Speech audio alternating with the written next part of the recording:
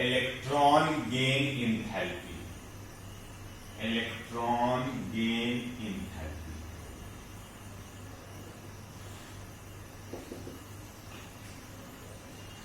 सबसे पहले जो समझते हैं कि इंथैल्पी क्या चीज होता है, इस चीज को समझते हैं। तो हम लोग केमिस्ट्री में H से डिनोट करते हैं हीट को, हीट को डिनोट करते हैं H से। और हीट क्या चीज, एक फॉर्म ऑफ एनर्जी होता है, और एनर्जी का ही एक दूसरा नाम होता है इंथैल्पी। तो H से हम लोग डिनोट करते हैं एनर्जी, ठीक है। अब डेल्टा H लिखिए, डेल्टा का मतलब होता है कभी भी चेंज।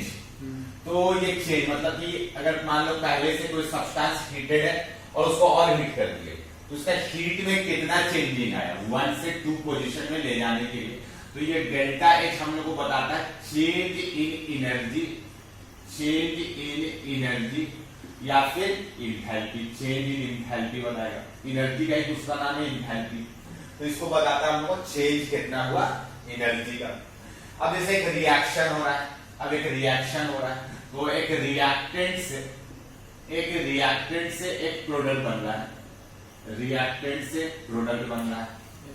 अब क्या चीज है, रिएक्टेंट से जब प्रोडक्ट बनेगा तो वहां पर अगर डेल्टा H जो है, हो सकता है कि डेल्टा H का वैल्यू नेट, इसका मतलब होता है H2 minus H1, final minus initial, वो वैल्यू आ जाए सॉल्व होगा क्या पॉजिटिव क्वांटिटी प्लस X, ठीक है, आ जाए।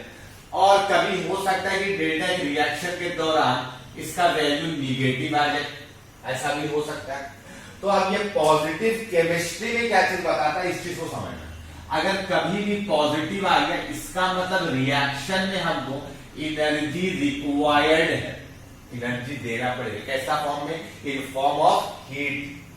तो इसका मतलब बोल सकते एनर्जी रिक्वायर्ड है या फिर एनर्जी एब्जॉर्ब होगा during the reaction, energy absorb during the reaction, इसका मतलब ये है। और ऐसे रिएक्शन को हम लोग बोलते हैं एंडोथर्मिक रिएक्शन। क्या बोलते हैं, एंडोथर्मिक। तो आज से बात याद रखें, कभी भी डेल्टा H का वैल्यू पॉजिटिव है, इसका मतलब एनर्जी वहां पर लग रहा है। क्या बोलेंगे कि रिएक्शन के दौरान एनर्जी एब्सॉर्ब हो रहा है। डेल्टा H का वैल्यू अगर निगेटिव आ गया तो एनर्जी मतलब रिलीज हो रहा है, energy release during the process या ड्यूरिंग द रिएक्शन। मतलब एनर्जी हम लोग को रिएक्शन होने पर फायदा हो रहा है, एनर्जी मिल रहा है in the form of heat. तो ऐसे रिएक्शन को हम लोग बोलते हैं एक्सोथर्मिक रिएक्शन। ये सारा काम का चीज है, ठीक है। ऐसे रिएक्शन को हम लोग बोलते हैं एक्सोथर्मिक रिएक्शन। ये सब आप लोगों को आता है, सवाल में लिखा रहेगा डेल्टा H पॉजिटिव, तो उसका सिग्निफिकेंस कोई पूछेगा तो हम लोग बता देंगे ऐसे रिएक्शन में हीट एब्सॉर्ब हो रहा है, और निगेटिव आ गया तो एनर्जी नहीं मिल रहा है, फायदा हो रहा है हम लोगों को, एक्सोथर्मिक रिएक्शंस कहलाएगा। इतना सारे बातें हम लोग को जरूरत पड़ने वाला है अभी, तो इसलिए हम लोग पहले लिख लिए।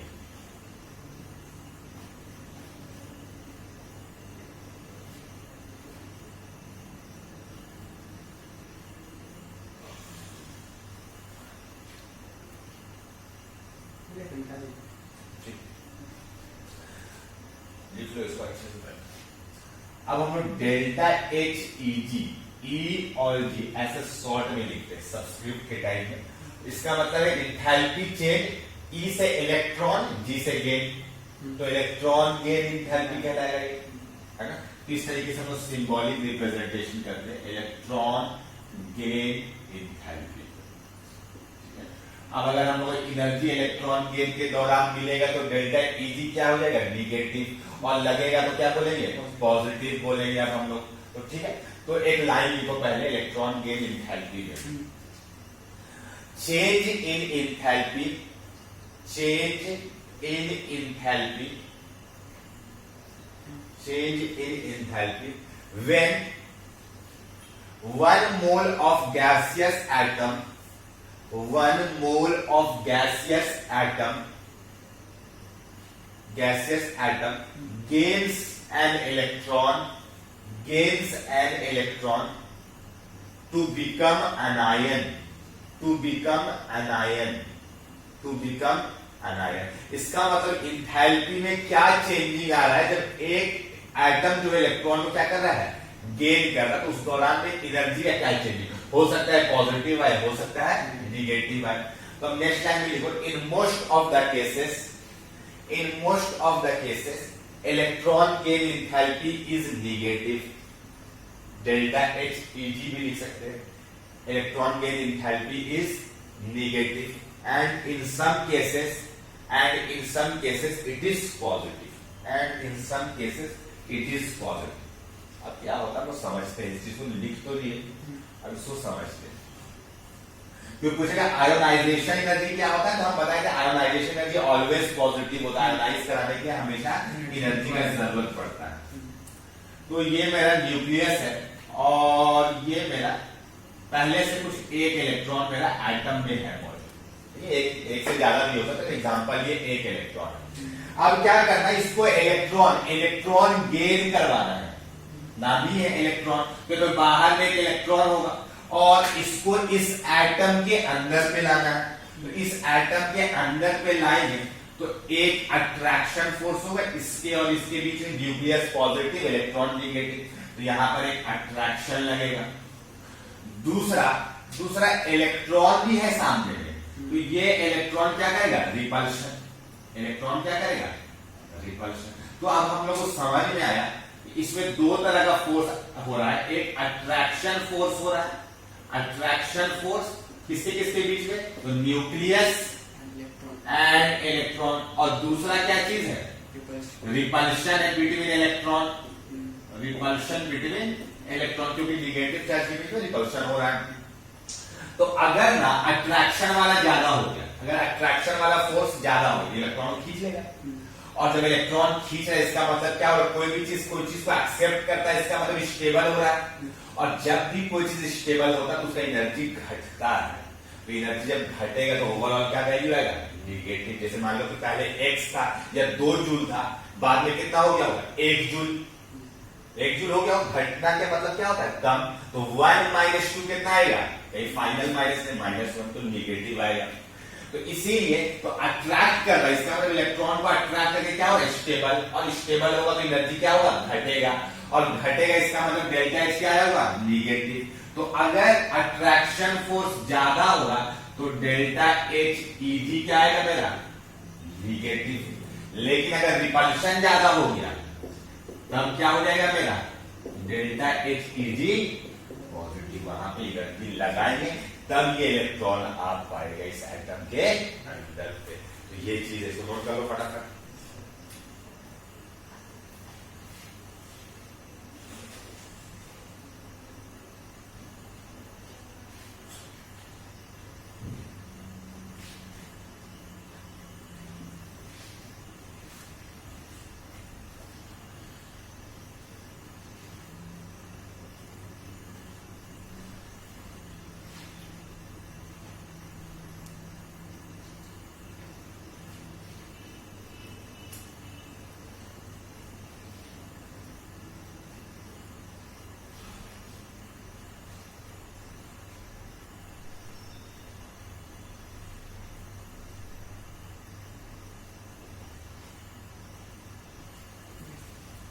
ये समझ में आएगा कि इलेक्ट्रॉन गेन एंथैल्पी में अट्रैक्शन ज्यादा होगा तो निगेटिव, और अगर रिपल्शन हो जाएगा ज्यादा तो पॉजिटिव होगा।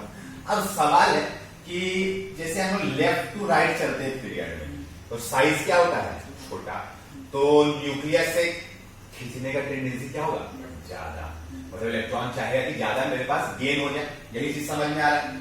और साइज बढ़ेगा अगर, तो हम लोग बोलेंगे कि इलेक्ट्रॉन न्यूक्लियस से दूर हो रहा है तो अट्रैक्शन टेंडेंसी घट रहा है, ठीक है। अभी ये वाला तो केस समझ में आ रहा है, ये पूरा समझ में आ रहा है कौन सा फैक्टर का इफेक्ट है। अब यहाँ पर एक तो सवाल आ जाता है, देखो अब क्या सवाल आता है ना, उस चीज को हम लोग समझते हैं। जैसे मान लो कि ये कुछ नहीं लिखा हुआ अगर सवाल में, तो हम लोग बात करेंगे एक ही इलेक्ट्रॉन गेन हो रहा है, कुछ नहीं लिखे, आयोनाइजेशन एनर्जी 1, पहला इलेक्ट्रॉन को आयोनाइज करवाते थे। इसी तरीके से इलेक्ट्रॉन गेन में कुछ नहीं लिखा हुआ, इसका मतलब हम लोग बात करेंगे कि अभी कोई इलेक्ट्रॉन पहले से गेन हुआ नहीं है, पहला इलेक्ट्रॉन गेन होने का बात हो रहा है। लेकिन अगर 2 इलेक्ट्रॉन गेन होने का बात आएगा तो वहां पर डेल्टा Eg1 और डेल्टा Eg2 आएगा बात, ठीक है। तो हम लोग एक चीज को लिख लिए कि जनरली क्या होता है ना, इलेक्ट्रॉन गेन एंथैल्पी जो होता है वो निगेटिव होता है मोस्ट ऑफ द केसेस। इसका मतलब समझ में आया कि एनर्जी रिलीज होता होगा। तो Eg1 निगेटिव वैल्यू आएगा, तो हम इसको ना मॉड में लिख दो। मॉड लिखने का मतलब अब हम सिर्फ मैग्नीट्यूड का बात करने वाले हैं, और Eg2 का भी मॉड का बात कर रहे हैं। इसका मतलब कोई एटम है x, कोई एटम है x, और ये अगर x माइनस बना कब, जब एक तो इलेक्ट्रॉन लिया, जब एक तो इलेक्ट्रॉन लिया, तो यहां पर हम क्या बोलेंगे, पहला इलेक्ट्रॉन गेन हुआ तो इसको क्या बोलेंगे, इलेक्ट्रॉन गेन एंथैल्पी 1। ठीक है, अब बात है कि x माइनस सारा गैसेस फॉर्म में होगा, ये भी ध्यान रखना है, ये गैस फॉर्म में, हम लोग फिर से सॉलिड में नहीं बात करें, आइसोलेटेड। ठीक है, हाँ आइसोलेटेड। अब क्या चीज, एक इलेक्ट्रॉन और गेन कराएंगे, तो ये क्या बन जाएगा, x2 माइनस, x क्या बनेगा 2 माइनस। इसी तरीके से अगर कराते चले जाएंगे ना हम, तो इसको हम लोग बोलेंगे ये दूसरा वाला इलेक्ट्रॉन गेन हुआ, तो इसको क्या बोलेंगे, इलेक्ट्रॉन गेन एंथैल्पी 2। इसी तरीके से 3 4। तो सवाल ये है ना कि अगर अकेले था, एक एटम था अपना नॉर्मल सा, वो इलेक्ट्रॉन को गेन के अट्रैक्ट किया, उस टाइम में अट्रैक्शन था, तो हम लोग मान के चलते हैं कि electron gain enthalpy most of the cases में निगेटिव होगा, तो एनर्जी मिला होगा। लेकिन अभी क्या चीज है, एनर्जी तो मिला, लेकिन अब हम दूसरा इलेक्ट्रॉन गेन करवाना चाहते हैं। प्रोटॉन का नंबर क्या है, कांस्टेंट, इलेक्ट्रॉन एक तो ज्यादा हो चुका है ऑलरेडी, तो इसका मतलब कि प्रोटॉन अब उतना ताकत से खींच नहीं पा रहा है एक एक्स्ट्रा इलेक्ट्रॉन को। अब हम बात करने जा रहे हैं उसमें एक और इलेक्ट्रॉन को खींचने का, तो अब क्या हुआ, इलेक्ट्रॉन इलेक्ट्रॉन के बीच में ऑलरेडी क्या हुआ था, रिपल्शन आ गया होगा। अब इसमें एक और इलेक्ट्रॉन ऐड करेंगे, तो क्या होगा, रिपल्शन फोर्स बहुत ज्यादा बढ़ जाएगा, और बढ़ जाएगा तो इलेक्ट्रॉन गेन होना नहीं चाहता है, तो उस टाइम में एनर्जी देंगे तो इलेक्ट्रॉन एक्सेप्ट करेगा। तो Eg2 जो होता है ना, इलेक्ट्रॉन गेन एंथैल्पी 2, ये ऑलवेज पॉजिटिव होता है। तो पूछेगा कि जब दोबारा इलेक्ट्रॉन को गेन कराएंगे तो ये पॉजिटिव होगा, ऑलवेज, हमेशा यहाँ पे एनर्जी लगेगा, क्या है कि ऑलरेडी प्रोटॉन्स का नंबर कांस्टेंट है, इलेक्ट्रॉन्स का नंबर बढ़ चुका है, और उसमें अब ताकत नहीं है प्रोटॉन्स में कि एक और एक्स्ट्रा इलेक्ट्रॉन को हम खींच पाए। तो डेल्टा Eg2 क्या होता है, ऑलवेज पॉजिटिव। कोई पूछेगा कि सेकेंड इलेक्ट्रॉन के एंथैल्पी क्या होगा, निगेटिव होगा, पॉजिटिव होगा, क्या होगा, तो हमेशा क्या होगा, पॉजिटिव। और मान लो कि इसमें से कुछ x जूल एनर्जी रिलीज हुआ और इसमें कुछ y जूल एनर्जी लगा पॉजिटिव लगा, तो हमेशा क्या होगा ना, इसी का मैग्नीट्यूड ज्यादा होगा। क्या बोले हम कि हमेशा क्या चीज होता है, Eg2 का मैग्नीट्यूड ही क्या होता है, मतलब सिर्फ मैग्नीट्यूड में बात करेंगे तो बहुत ही ज्यादा एनर्जी हम लोग को लग जाता है एक और इलेक्ट्रॉन गेन करवाने में। क्यों, क्योंकि हम लोग प्रोटॉन के पास में उतना ताकत है नहीं जो खींच पाएगा। ये बात समझ में आया मैग्नीट्यूड का। अब यहाँ पर से तो सवाल आता है कि बताओ सम ऑफ Eg1 और सम ऑफ Eg2 ये ग्रेटर देन 0 होगा कि लेस देन 0 होगा, इक्वल टू 0 होगा। तो हमको पता है कि मान लो इसका वैल्यू 2 है तो इसका वैल्यू 4 होगा, तो अगर मैग्नीट्यूड हटा के बात करेंगे तो ये -2 होगा, ये +4 होगा, तो ऑलवेज क्या मिलेगा, 0 से बड़ा मिलेगा। तो यहाँ से तो सवाल आ जाता है कि बताओ sum of electron gain enthalpy plus sum of electron gain enthalpy 2 कितना होगा, तो हमेशा ये 0 से बड़ा होगा, क्योंकि मैग्नीट्यूड इसका ज्यादा आता है। आया बात, ये बहुत इंपॉर्टेंट लाइन बोले, इसको नोट कर लो फटाफट, ये भी एकदम नोट कर लेगा, इसको भी बहुत इंपॉर्टेंट लाइन है। Second electron gain enthalpy always positive होता है, ऑलवेज।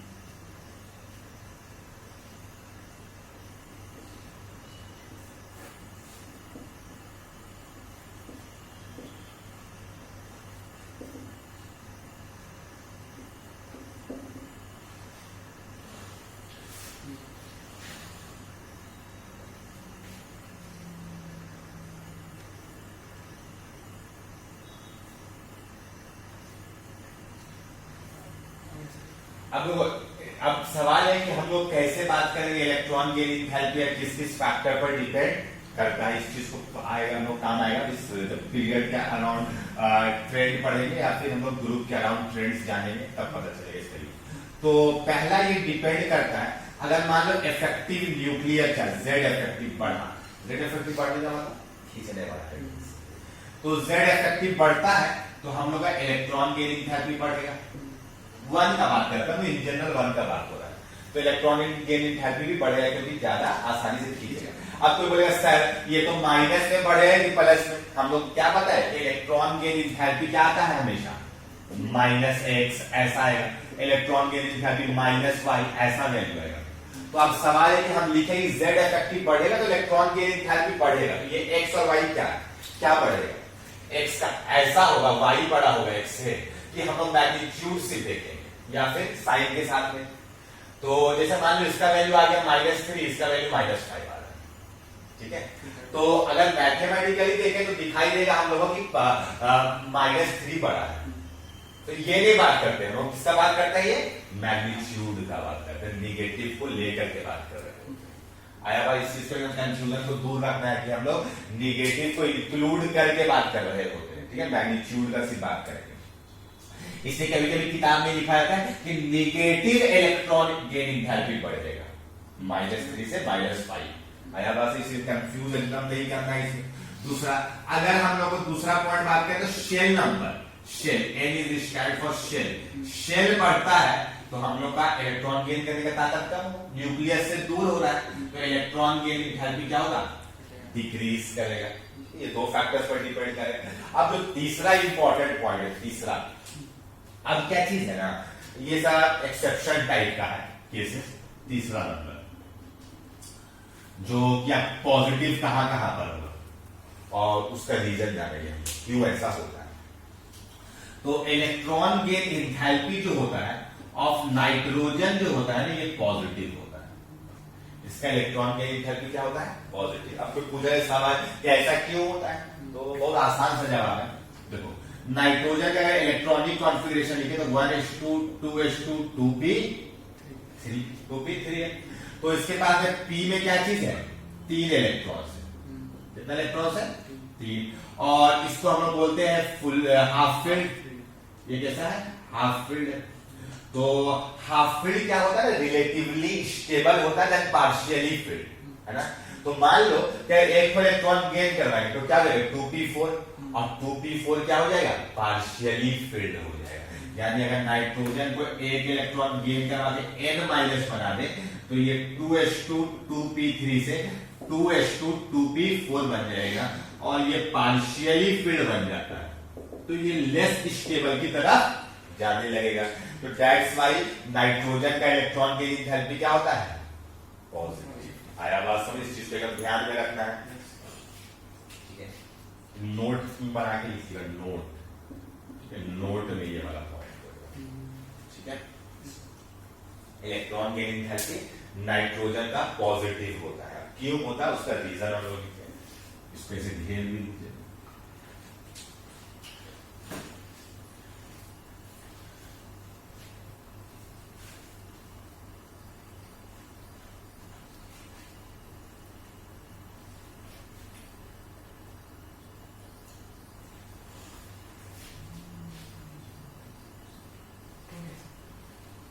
हो गया।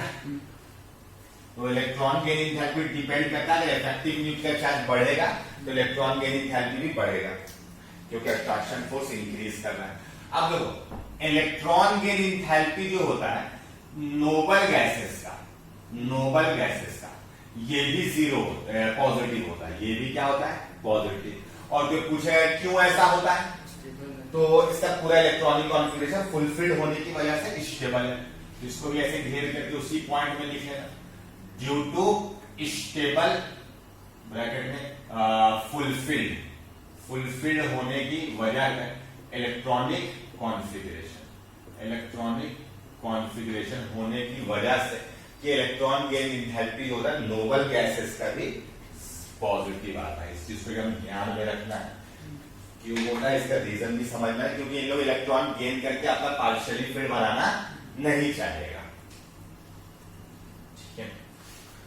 अब देखो तीसरा पॉइंट, तीसरा, इलेक्ट्रॉन गेन एंथैल्पी जो होता है ना ऑफ ग्रुप टू मेटल्स, जो कि जिसको हम लोग दूसरे टर्म में अल्कली अर्थ मेटल भी बोलते हैं, इसका भी पॉजिटिव होता है। अब सवाल है क्यों, तो क्यों होता है? बहुत आसान सा जवाब है फिर से, जैसे कोई भी एग्जांपल ले लो, तो मैग्नीशियम ले लो, तो मैग्नीशियम का इलेक्ट्रॉनिक कॉन्फ़िगरेशन कितना हो जाएगा? 1s2 2s2 2p6 3s2 हो जाएगा। अब क्या चीज है? ये s है, s कैसा है? फुलफिल्ड में दिखाई दे रहा है, फुलफिल्ड है। दूसरा s का शील्डिंग पावर क्या होता है? बहुत तगड़ा होता है। तो ये किसी को इलेक्ट्रॉन को आने नहीं देगा, शील्ड करके रखा रहेगा, न्यूक्लियस को पूरा क्या करेगा? शील्डिंग, तगड़ा शील्डिंग इफेक्ट। और फुलफिल्ड s ऑर्बिटल होने की वजह से इस लोग का भी क्या चीज होता है? हम लोग का due to fulfilled s orbital, fulfilled s orbital, और ब्रैकेट में लिखेगा strong shielding power, strong shielding power. इसकी वजह से ये इलेक्ट्रॉन गेन करने के लिए नहीं अलाउ करता है। ठीक है, ये दो रीजन हम लोग किसका हुआ हम लोग पता चल गया। तो अब ध्यान रखना है हमको नाइट्रोजन का, ग्रुप 2 का और नोबल गैसेस का, इन लोग का जो डेल्टा एच ईजी होता है, फर्स्ट का हम लोग बात करते हैं, ये ऑलवेज क्या होता है? पॉजिटिव। अगर एक लाइन में बोले तो एक जगह पे लिखा रहेगा हम लोग का कि नाइट्रोजन का, ग्रुप 2 का और नोबल गैसेस का। अब यहाँ पे स्टूडेंट लोग के माइंड में एक डाउट आता है, क्या डाउट आता है? सर नाइट्रोजन तो हाफ फिल्ड है, तो फॉस्फोरस भी तो हाफ फिल्ड है। सर आप वो बोलता है, हम बोलते हैं कि नहीं ऐसा नहीं होगा। तो बोलता है सर ग्रुप 2 में फिर क्या हो रहा है? ग्रुप 2 सारे में आ जा रहा है, इसमें कंफ्यूज कर जाता है। तो अब यहाँ का रीजन आप सारा कुछ देंगे एक करके कि क्यों ऐसा होता है कि सिर्फ नाइट्रोजन का होता है, फॉस्फोरस में हाफ फिल्ड है लेकिन उसमें नहीं होता है, लेकिन वही चीज मैग्नीशियम में होने लगता है, कैल्शियम में होने लगता है।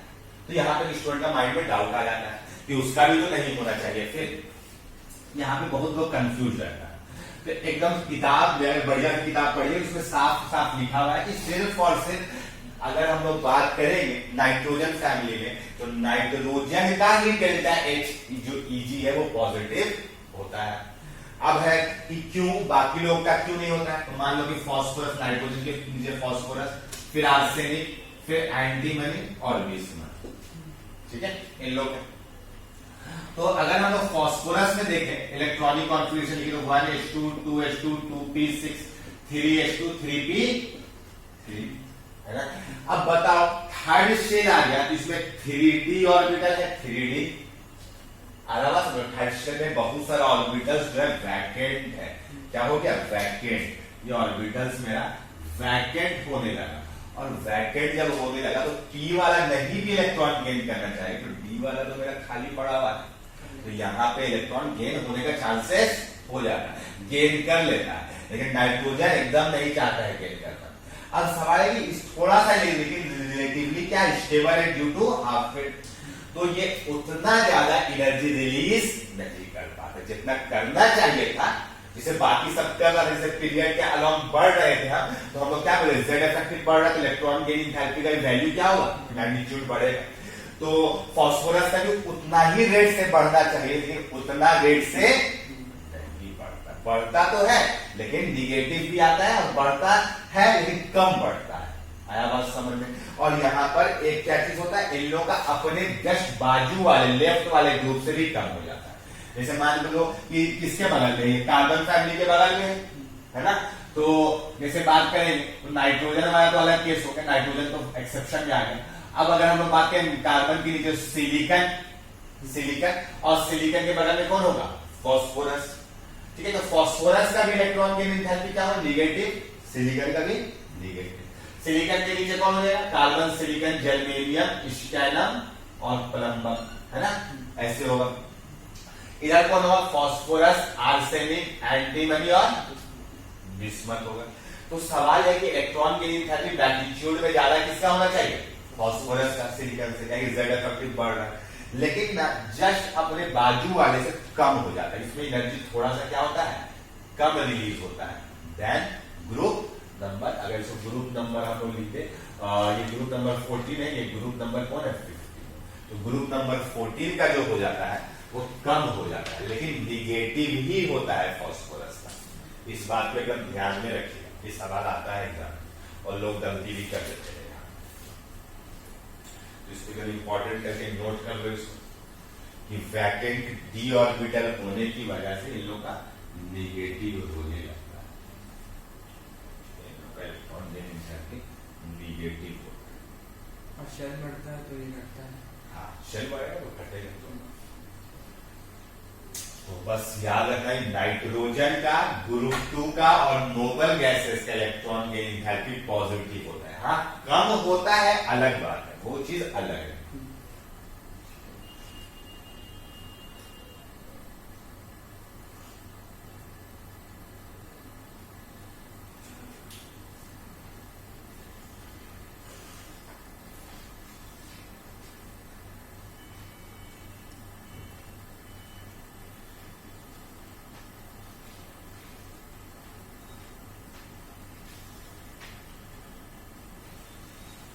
सारा हो गया, इस चीज को एकदम ध्यान में रखिएगा।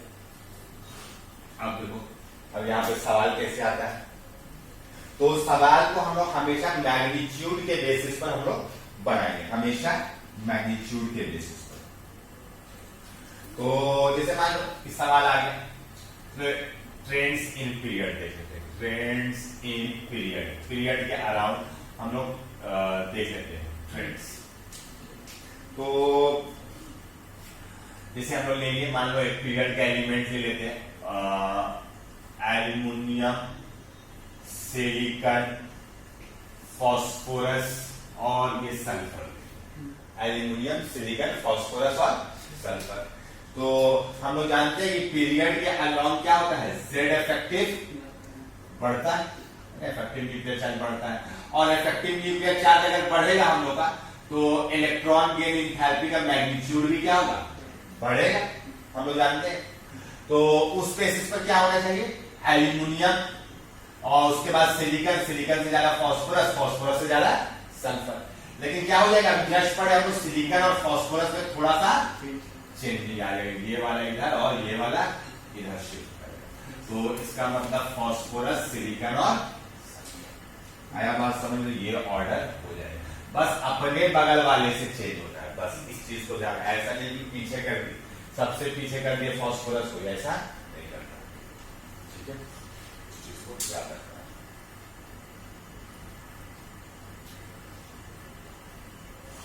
ये पहला काम होगा एलिमेंट।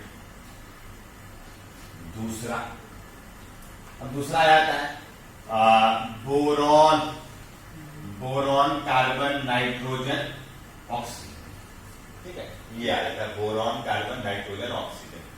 तो सवाल है कि अभी हमें एक्सेप्शन वाला याद आ रहा हो नाइट्रोजन का, तो ये भी क्या चीज है, एक पीरियड के अलॉन्ग है, एक पीरियड के अलॉन्ग है, तो जेड इफेक्टिव बढ़ेगा तो मेरा इलेक्ट्रॉन की एंथैल्पी बढ़ना चाहिए, जिसमें मेरा नाइट्रोजन जो है वो क्या है, एक्सेप्शन वाला है, नाइट्रोजन एक्सेप्शन वाला है, इसका पॉजिटिव होता है। हम लोग निगेटिव को ही मान के चलते हैं कि वैल्यू देखते हैं, सिर्फ और सिर्फ क्या देखते हैं, वैल्यू, इस चीज को ध्यान में रखना है।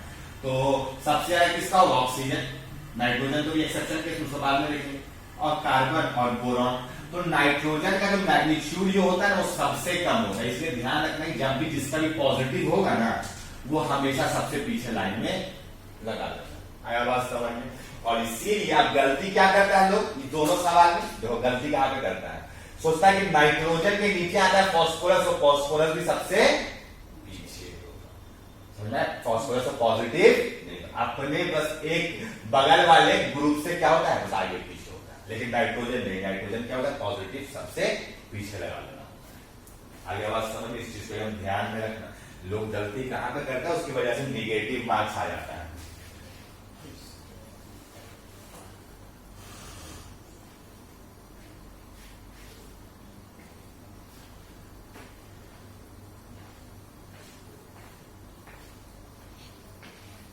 और इससे पहले साल तक हम भी गलत पढ़ाए थे, ठीक है, तो इस चीज को ध्यान में रखिएगा, ठीक है। फास्फोरस को सबसे पीछे लाइन में लगाते थे, जैसे नाइट्रोजन को लगाते नहीं, सिर्फ और सिर्फ नाइट्रोजन में। तो इस चीज को एकदम ध्यान में रखिएगा, एकदम सवाल आने का चांसेस कम रहता है, जिसकी वजह से लोगों को गलती नहीं होता है और पढ़ा के निकल जाता है, हो जाता है काम, ठीक है। लेकिन हाँ, अगर एग्जैक्ट आपसे पूछना चाहेगा सवाल तो फिर बने। तो ये तो हम लोग देखिए, बाकी सारा में कोई एक्सेप्शन है ही नहीं जो कि देखने का जरूरत पड़ेगा। अब एक चीज हम लोग का टर्म होता है, एक टर्म होता है electron affinity. Electron affinity, heading बनाओ इलेक्ट्रॉन एफिनिटी। अब इसका मतलब क्या होता है इलेक्ट्रॉन एफिनिटी? तो देखो इलेक्ट्रॉन एफिनिटी जो होता है ना, इलेक्ट्रॉन एफिनिटी एनर्जी नहीं है, पहले बात ये समझिए, energy. Electron gain enthalpy is energy term है, ये एनर्जी नहीं है, दूसरा चीज है। और इसका जो मैग्नीट्यूड जो आता है, ये जैसे इलेक्ट्रॉन गेन एंथैल्पी का वैल्यू जो निगेटिव में है ना, उसका जस्ट क्या हो जाता है पॉजिटिव बन जाए, लेकिन माइनस से मल्टीप्लाई होगा तो माइनस माइनस प्लस, क्योंकि इलेक्ट्रॉन गेन एंथैल्पी क्या होता है negative.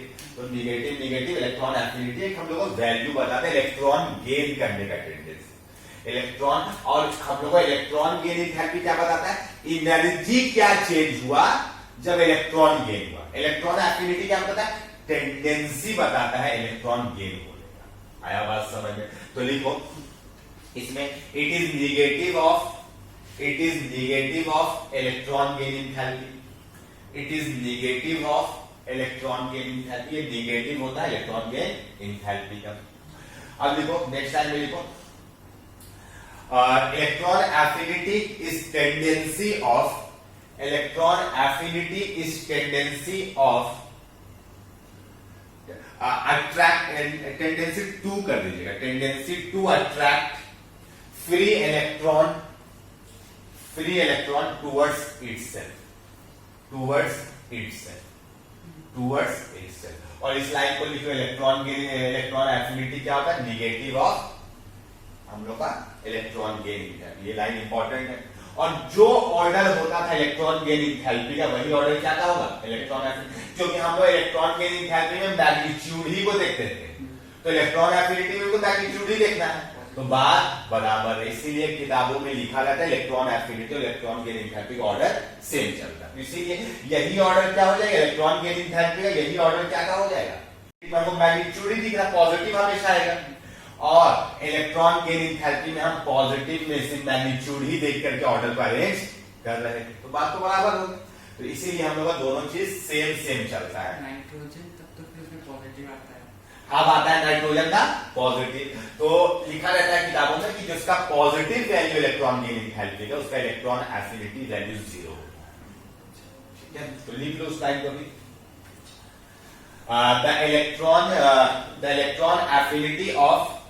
The electron affinity of nitrogen, group 2 metals, group 2 and noble gases are 0, इन लोग का 0 हो जाता है। ठीक है, इलेक्ट्रॉन एफिनिटी का वैल्यू इन लोग का 0। तो इसीलिए हम लोग ज्यादा लिखवाते हैं कि नाइट्रोजन ऑलवेज 0 होगा तो पीछे ही होगा, समझ में आया? तो इसलिए कोई दिक्कत हम लोग को है नहीं उस चीज पर। तो अब क्या चीज है इलेक्ट्रॉन एफिनिटी में, अब एक चीज और बात आता है, electron gain enthalpy electron affinity दोनों बोले तो सेम ही चीज है एक तरह का। अब देखो जैसे मान लो सेकेंड पीरियड एलिमेंट का बात करें तो बोरॉन के बगल में कार्बन के बगल में नाइट्रोजन के बगल में ऑक्सीजन के बगल में फ्लोरीन। ये कौन सा एलिमेंट है, सेकेंड पीरियड का, सेकेंड पीरियड एलिमेंट है। थर्ड पीरियड अगर एलिमेंट लिखे तो थर्ड पीरियड वाला, तो बोरॉन के नीचे एल्यूमिनियम, कार्बन के नीचे सिलिकॉन, नाइट्रोजन के नीचे फास्फोरस, ऑक्सीजन के नीचे सल्फर और फ्लोरीन के नीचे फ्लोरीन। तो अब क्या चीज होता है, इलेक्ट्रॉन एफिनिटी बोले या फिर इलेक्ट्रॉन गेन एंथैल्पी बोले, दोनों सेम चीज है। अब क्या चीज होता है ना, ये ग्रुप के अलाउंट बोल सकते चल रहे हैं, ये सेकेंड पीरियड में नीचे आया तो ग्रुप के अलाउंट चल रहे हैं। तो ग्रुप के अलावा अगर चले तो आपको पता होगा कि शायद आप लोग क्लास 10 में पढ़े होंगे कि इलेक्ट्रॉन एफिनिटी क्लोरीन का ज्यादा होता है फ्लोरीन से। ये वाला सब कोई को पढ़ कर जाता है, ठीक है। तो ये वाला तो सब कोई पढ़ कर जाता है, लेकिन इस बात को नहीं पढ़ता कि सेकेंड पीरियड से सब कोई का ज्यादा होता है थर्ड पीरियड का। आया बात समझ में, सेकेंड पीरियड से सब कोई का ज्यादा होता है थर्ड पीरियड। जितना भी लिखे ये सारे का क्या चीज होता है, अपना कम हो जाता है, थर्ड पीरियड से कम हो जाता है सेकेंड पीरियड। अब क्यों, इसका रीजन आता है। तो देखो फ्लोरीन का अगर साइज देखें, तो फ्लोरीन में कितना शेल्स है मेरे पास में, 2 है ना, 2 शेल है, जिसमें पहले वाले शेल में कितना इलेक्ट्रॉन होगा 2 और दूसरे वाले शेल में कितना होगा 5 सात सात और सॉरी 7, हाँ कितना होगा 3 3 और 3 6 और 7। अब है क्लोरीन का बनाएंगे तो क्लोरीन में कितना शेल हो जाएगा, तो क्लोरीन में मेरे पास में 3 शेल्स, 3 शेल होंगे तो साइज क्या हो जाएगा, बड़ा, साइज तो बढ़ गया। तो साइज जैसे ही बढ़ेगा तो इस वाले सेल में तो मेरा 8 इलेक्ट्रॉन्स होंगे पूरा पूरा, इस वाले में तो 8 होंगे, लेकिन ऊपर वाले में कितना होंगे 7, ठीक है, ऊपर वाले में 7। तो अब आता है बात इलेक्ट्रॉन गेन करने का। फ्लोरीन को भी ये फ्लोरीन का बना रहे हैं और ये क्लोरीन का बना है, तो इलेक्ट्रॉन गेन करने का इसको भी बात आता है और यहां पर भी बात आता है इलेक्ट्रॉन को गेन करने का। तो इसका न्यूक्लियस के पास में ज्यादा करीब में इलेक्ट्रॉन है, जिसके पास में ज्यादा ताकत तो है खींचने का, और इसका न्यूक्लियस से थोड़ा सा दूर है तो कम ताकत है थोड़ा सा खींचने का, लेकिन ये इलेक्ट्रॉन को नहीं खींच पाता है जल्दी एज कंपेयर टू क्लोरीन। क्यों?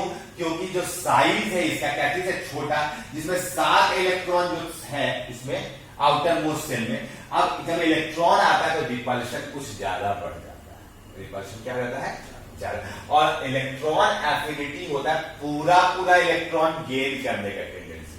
अभी हम लोग कुछ देर के बाद पढ़ेंगे इलेक्ट्रॉन निगेटिविटी, वो पूरा पूरा इलेक्ट्रॉन गेन करने का नहीं बात करता है, ताकत का बात करता है, कितना ताकत से खींच पाएगा इलेक्ट्रॉन। आया बात समझ? ये ताकत का बात नहीं करता है, ये बोलता है कि इलेक्ट्रॉन गेन करना है हमको। आया बात समझ? तो ये पूरा पूरा फ्लोरीन इलेक्ट्रॉन गेन नहीं कर पाता है क्योंकि इसके शेल का साइज क्या चीज है, छोटा, और जब इलेक्ट्रॉन पूरा पूरा आने लगता है तो रिपल्शन फोर्स क्या हो जाता है, बहुत ज्यादा। इसमें एग्जाम में सवाल भी आता है, ठीक है, आया भी होगा 10 को 11 को जाने के चांसेस रहता है कि फ्लोरीन का इलेक्ट्रॉन एफिनिटी क्यों कम होता है क्लोरीन से, तो क्यों कम होता है, ड्यू टू स्मॉल साइज, और पूरा पूरा इलेक्ट्रॉन गेन करता है तो रिपल्शन क्या हो जाता है, बहुत ज्यादा बढ़ जाता है। वही क्लोरीन में कम चांसेस है खींचने का, लेकिन इसमें इलेक्ट्रॉन गेन होता है तो आराम से ये स्टोर कर पाता है क्योंकि इसका साइज क्या चीज है, बड़ा। सेम रीजन इन लोगों के लिए होगा, तो इसका मतलब अगर हम लाइन लिखे तो फ्लोरीन का ज्यादा क्लोरीन, फ्लोरीन से ज्यादा क्लोरीन का, इसको लिख लो, बना लो, फिर रीजन लिख लेंगे हम लोग लास्ट में। ये बहुत इंपॉर्टेंट है ये सारा चीज। इसी तरीके से अगर हम लोग लिखे, इसी तरीके से अगर लिखते चले तो बोलेंगे कि हम लोग का ऑक्सीजन से ज्यादा किसका होगा, सल्फर का। इसी तरीके से हम लोग लिखेंगे तो बोलेंगे किसका, नाइट्रोजन से ज्यादा, ये तो सबको जानता है तो सब में 4 नंबर। कार्बन और सिलिकॉन में बात करेंगे तो सिलिकॉन का ज्यादा। अगर हम लोग बात करेंगे बोरॉन और एल्यूमिनियम में सबसे ज्यादा, तो एल्यूमिनियम का ज्यादा हो जाता है। ये चीज एकदम ध्यान से रखना है। अब कोई बोलेगा कि अरेंज करो, किसको किसको, फ्लोरीन, क्लोरीन, फ्लोरीन, ब्रोमीन और आयोडीन को, तो शेल बढ़ रहा है, शेल क्या हो रहा है, बढ़ रहा है, शेल क्या हो रहा है, बढ़ रहा है ना, बढ़ रहा है। तो जो इलेक्ट्रॉन एफिनिटी वैल्यू या इलेक्ट्रॉन गेन एंथैल्पी का मैग्नीट्यूड क्या होगा, घटेगा, घटेगा। तो सबसे ज्यादा फ्लोरीन का होना चाहिए, उसके बाद क्लोरीन, फिर ब्रोमीन, फिर आयोडीन। लेकिन हम लोग जानते हैं कि इलेक्ट्रॉन एफिनिटी में किसका ऑर्डर चेंज होता है, फ्लोरीन और क्लोरीन में चेंज हो जाता है, तो क्लोरीन के बाद फ्लोरीन आ जाता है, बस इन लोग दोनों में इंटरचेंजिंग हो जाता है।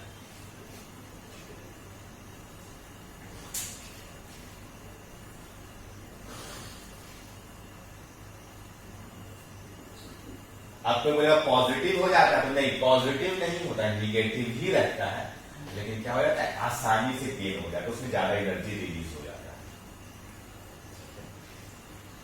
सारा लिख लो, क्लोरीन के जस्ट बाद हो जाता है फ्लोरीन।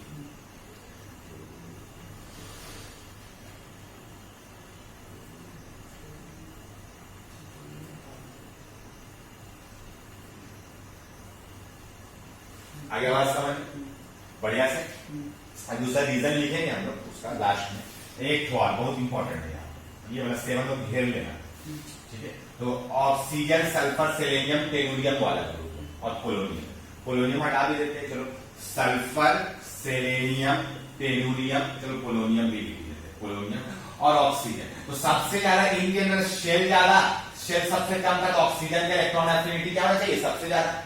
तो ऑक्सीजन, सल्फर, सेलेनियम, टेलुरियम और पोलोनियम में आता, तो इन जनरल हम लोग बोलते हैं, जब कोई एक्सेप्शन नहीं होता तो ऐसा ऑर्डर बोलते हैं। अभी हम लोग पढ़े कि नहीं क्या होता है, एक्सेप्शन आ जाने की वजह से साइज छोटा बड़ा हो जाने की वजह से ऐसा चेंज हो जाता है। तो इसमें तो ठीक काम किया, क्लोरीन उलट गया फ्लोरीन से, लेकिन इसमें क्या चीज हो जाता है, इसमें ऑर्डर ये हो जाता है, ऑक्सीजन सबसे पीछे चला जाता है। होना चाहिए कहा पोजीशन, सल्फर वाला यहाँ पे और ऑक्सीजन बाद में आना चाहिए, जैसे क्लोरीन फ्लोरीन में हुआ, लेकिन यहाँ पे ऐसा नहीं होता, बस किसी एक ग्रुप में ऐसा होता है। तो इसको याद रखिए, तो ऑक्सीजन क्या होता है, सबसे पीछे चला जाता है। इसको घेर लीजिएगा कि याद रहे, इतना कम एनर्जी रिलीज होता है कि हम लोग का सबसे पीछे चला जाता है। अब इसमें एक लाइन लिख लो, एक लाइन लिख लो, size of fluorine, size of fluorine, fluorine is smaller than that of chlorine, that smaller than that of chlorine. So when one electron comes, repulsion in fluorine is very much greater than that of attraction force, than that of attraction. और ऐसे आप दिखला सकते हैं कि ये जो fluorine वाला बना है, तो यहाँ पर आप अच्छे से याद रखने के लिए बता सकते हैं कि हम लोग का रिपल्शन फोर्स जो हो जाता है बहुत ज्यादा बढ़ जाता है, और फ्लोरीन वाला जहां पे डायग्राम बना है उसमें थोड़ा सा छोटा सा एरो बना करके लिख दीजिए, रिपल्शन फोर्स क्या हो जाता है, कम होता है। छोटा एरो कहने का मतलब कम रिपल्शन है, ठीक है, और उसमें फ्लोरीन वाला में रिपल्शन क्या हो जाता है, ज्यादा। तो यही रीजन बाकी सारों के लिए भी काम करेगा, तो सेम रीजन फॉर अदर्स। इस चीज को आप ध्यान रखिए, सब चीज छोटा छोटा चीज है। इलेक्ट्रॉन के एंथैल्पी इसीलिए लोगों को डिफिकल्ट लगता है, गलती कर देता है। तो अभी तक हम लोग जाने कि इलेक्ट्रॉन के एंथैल्पी किसका किसका पॉजिटिव होता है, नाइट्रोजन का, ग्रुप 2 का और नोबल गैसेस का, बस इतना ही याद रखना है। अब अगर हम लोग बात करें इलेक्ट्रॉन गेन एंथैल्पी किसमें ज्यादा एनर्जी रिलीज होता है, पीरियड नंबर 2 से पीरियड नंबर 3 वाले का ज्यादा होता है। तो अगर एक लाइन में लिखे तो इलेक्ट्रॉन एफिनिटी का जो ऑर्डर हो जाता है वो थर्ड पीरियड वाले का ज्यादा हो जाता है as compare to second period. एक लाइन में अगर जवाब हम लिखिए तो थर्ड पीरियड वाले का इलेक्ट्रॉन एफिनिटी ज्यादा हो जाता है, इलेक्ट्रॉन गेन एंथैल्पी भी ज्यादा हो जाएगा। आगे बात समझ में, तो इतना सारा चीज है हम लोग को इलेक्ट्रॉन गेन एंथैल्पी में जाने के लिए। देखो जल्दी से क्विकली कैलकुलेट कर लेते सारे इलेक्ट्रॉन गेन एंथैल्पी में क्या क्या पढ़े। तो पहला इलेक्ट्रॉन जब गेन होगा उसको बोलते हैं इलेक्ट्रॉन गेन एंथैल्पी 1। अब एक इलेक्ट्रॉन गेन हो गया, दूसरा इलेक्ट्रॉन गेन करने का बात करेंगे तो उसको electron gain enthalpy 2। In general electron gain enthalpy में एनर्जी रिलीज होता है, इसलिए क्या लिखते हैं हम लोग, निगेटिव से डिनोट किया जाता है केमिस्ट्री में, बस डिनोशन है वो। और electron gain enthalpy 2 always positive होता है। इवन जितना एनर्जी रिलीज हुआ गेन एंथैल्पी 1 में उससे कहीं ज्यादा इलेक्ट्रॉन गेन एंथैल्पी 2 में एनर्जी लग जाता है ना। इसलिए हम लोग देखें कि delta Eg1 plus delta Eg2 always greater than 0 होगा। दूसरा बात फिर हम लोग देखें इलेक्ट्रॉन गेन एंथैल्पी में कि Z इफेक्टिव बढ़ता है अलोंग द पीरियड, तो वहां पर क्या चीज होगा, इलेक्ट्रॉन गेन एंथैल्पी का वैल्यू मैग्नीट्यूड बढ़ेगा, है ना। उसके बाद हम लोग देखें शेल नंबर बढ़ता है तो अट्रैक्शन फोर्स कम होने लगता है, तो इलेक्ट्रॉन गेन एंथैल्पी का वैल्यू घटने लगता है, डिक्रीज करता है। उसके बाद कुछ एक्सेप्शन आया नाइट्रोजन ग्रुप 2 का और हम लोग का नोबल गैसेस का, इन लोग का इलेक्ट्रॉन गेन एंथैल्पी पॉजिटिव होता है due to stable electronic configuration. एक लाइन में बोलेंगे तो फास्फोरस, आर्सेनिक, एंटीमनी, बिस्मथ इन लोग का पॉजिटिव नहीं होता है, हाँ कम जरूर होता है अपने लेफ्ट वाले पीरियड ग्रुप से। यानी ग्रुप जो होता है ग्रुप नंबर 13 का जो होता है थोड़ा सा इलेक्ट्रॉन एफिनिटी या इलेक्ट्रॉन गेन एंथैल्पी का मैग्नीट्यूड ज्यादा होता है ग्रुप 15 वाले से, 14 वाले का ज्यादा होता है 15 वाले से। इस चीज को याद रखना है।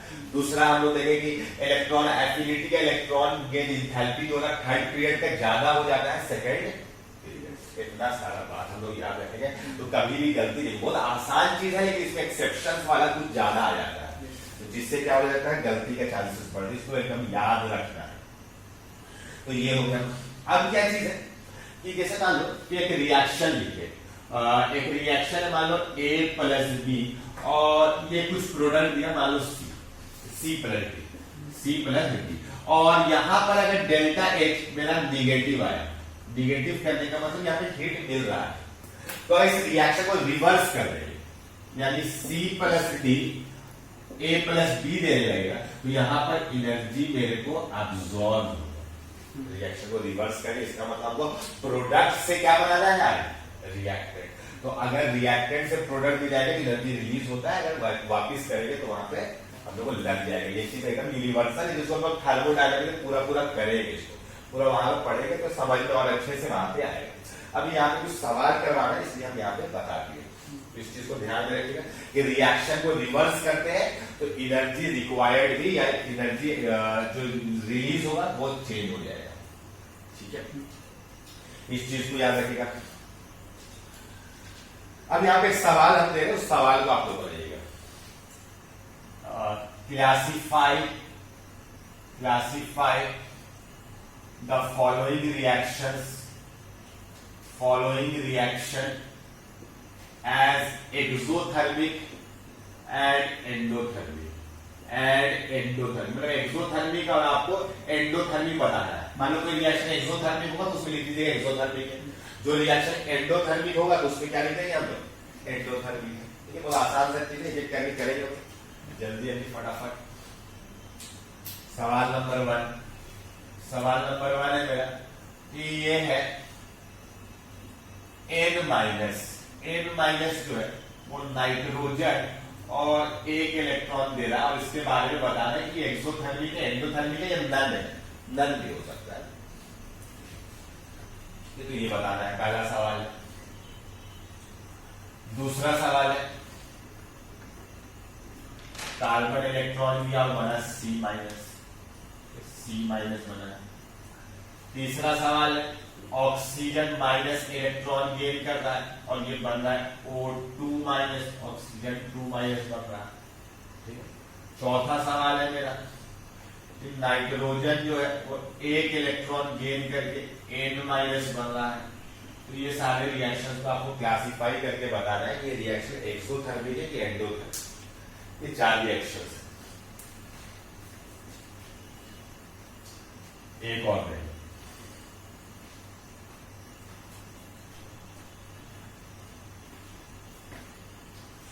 पांचवा नंबर सवाल, लास्ट है। Na जो है वो Na प्लस और E माइनस दे रहा है, तो ये सारे रिएक्शन को क्लासिफाई करना है एक्सोथर्मिक एंडोथर्मिक। ये है पहला सवाल।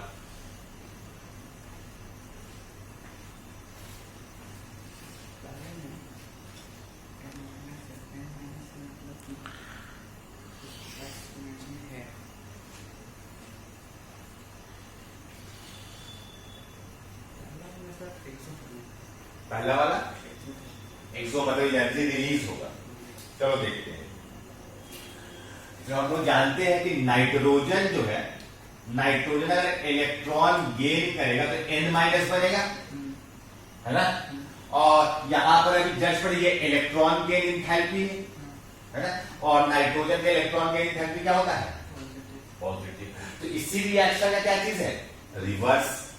तो रिवर्स है तो निगेटिव हो जाएगा और निगेटिव हो गया तो एक्सोथर्मिक, है ना, मतलब आपका सही है ये एक्सोथर्मिक रिएक्शन। ये कैसे हुआ इस चीज को हम समझेंगे प्रॉपर। इसी रिएक्शन का रिवर्स दे दिया। दूसरा वाला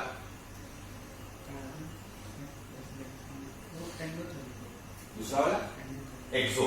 हाँ, तो सवाल है कि electron gain enthalpy in general exception वाला कैसी नहीं है, तो इलेक्ट्रॉन गेन एंथैल्पी है तो इलेक्ट्रॉन गेन एंथैल्पी क्या होगा एक्सोथर्मिक। ठीक है, एक्सो हो जाएगा ये। थर्ड वाला उसमें एंडोथर्मिक। एंडोथर्मिक, क्योंकि ऑलरेडी ऑक्सीजन एक इलेक्ट्रॉन गेन कर चुका है, इस सेकेंड इलेक्ट्रॉन गेन करने का बात हो रहा है। इस second electron gain enthalpy Eg2 है और Eg2 पॉजिटिव होता है, तो पॉजिटिव होता है इसका मतलब एंडोथर्मिक है। ठीक है, चौथा वाला ये तो वही पॉजिटिव हो गया मतलब। ये सवाल है, यही वाला तो सवाल ही दिया सीधा सीधा एंडो है, ये एंडोथर्मिक। और लास्ट वाला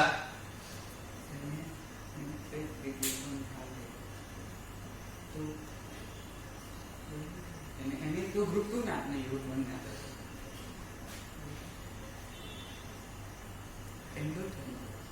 है एंडो। सवाल ये आयोनाइजेशन एनर्जी है, इलेक्ट्रॉन रिमूवल और आयोनाइजेशन एनर्जी क्या होता है? Always positive. सीधा सीधा क्या हो गया? आयोनाइजेशन एनर्जी है ये आयोनाइजेशन एनर्जी है और ये हमेशा एंडो ही होगा। आया बात समझ? इस चीज को ध्यान में रखना। इस टाइप का सवाल आ सकता है कि ऑप्शन में 4 ऑप्शन बना देगा, बताओ इसमें से कौन सा रिएक्शन एक्सोथर्मिक है, कौन सा रिएक्शन एंडोथर्मिक। इस तरीके से आपको करना पड़ेगा, इसको सोचना पड़ेगा। कभी कभी आपको रिएक्शन रिवर्स वाला दिया रहेगा, उसमें गलती होने का चांसेस रहता है, तो एकदम उसको ध्यान देना कि रिएक्शन उलट देंगे तो सीधा सीधा उसका साइन भी बदल जाएगा, और बदल जाएगा तो हम लोग काम। इस टाइप के क्वेश्चन हम लोग को एग्जाम में आएगा। ये एक हो गया क्वेश्चन। दूसरा सवाल है, दूसरा सवाल ये है कि आपको ना ऑर्डर ऑफ इलेक्ट्रॉन एफिनिटी में अरेंज करना है। Order of electron ionization energy पे अरेंज करना है। फ्लोरीन F माइनस और Cl माइनस, इस चारों को करना है। Order of ionization energy, order of ionization energy पर अरेंज। आयोनाइजेशन एनर्जी हुआ कुछ नहीं लिखा, मतलब हुआ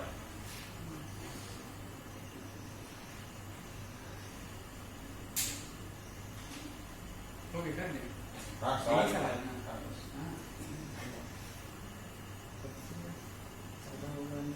ना। ऑर्डर ऑफ आयंस मतलब बढ़ने की घटना। जिसका भी ऑर्डर इंक्रीजिंग या डिक्रीजिंग कुछ में बना दीजिए। सबसे ज्यादा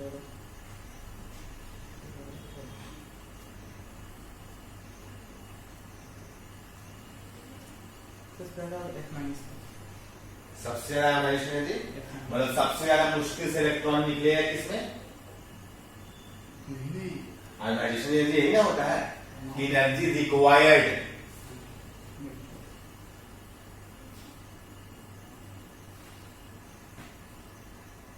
सक्सेसिव आयंस भी बढ़ता है। F में सक्सेसिव है क्या? F माइनस, हाँ वो भी लगा सकते हैं दिमाग आप। अगर आप ऐसा लगा रहे कि F माइनस से हम F बनाएंगे और फिर F से F प्लस, यही तो बोल रहा है, यही सवाल तो है। ठीक है हो जाएगा। सबसे ज्यादा होगा तो F में से निकालेंगे और फिर F माइनस। हाँ हो जाएगा।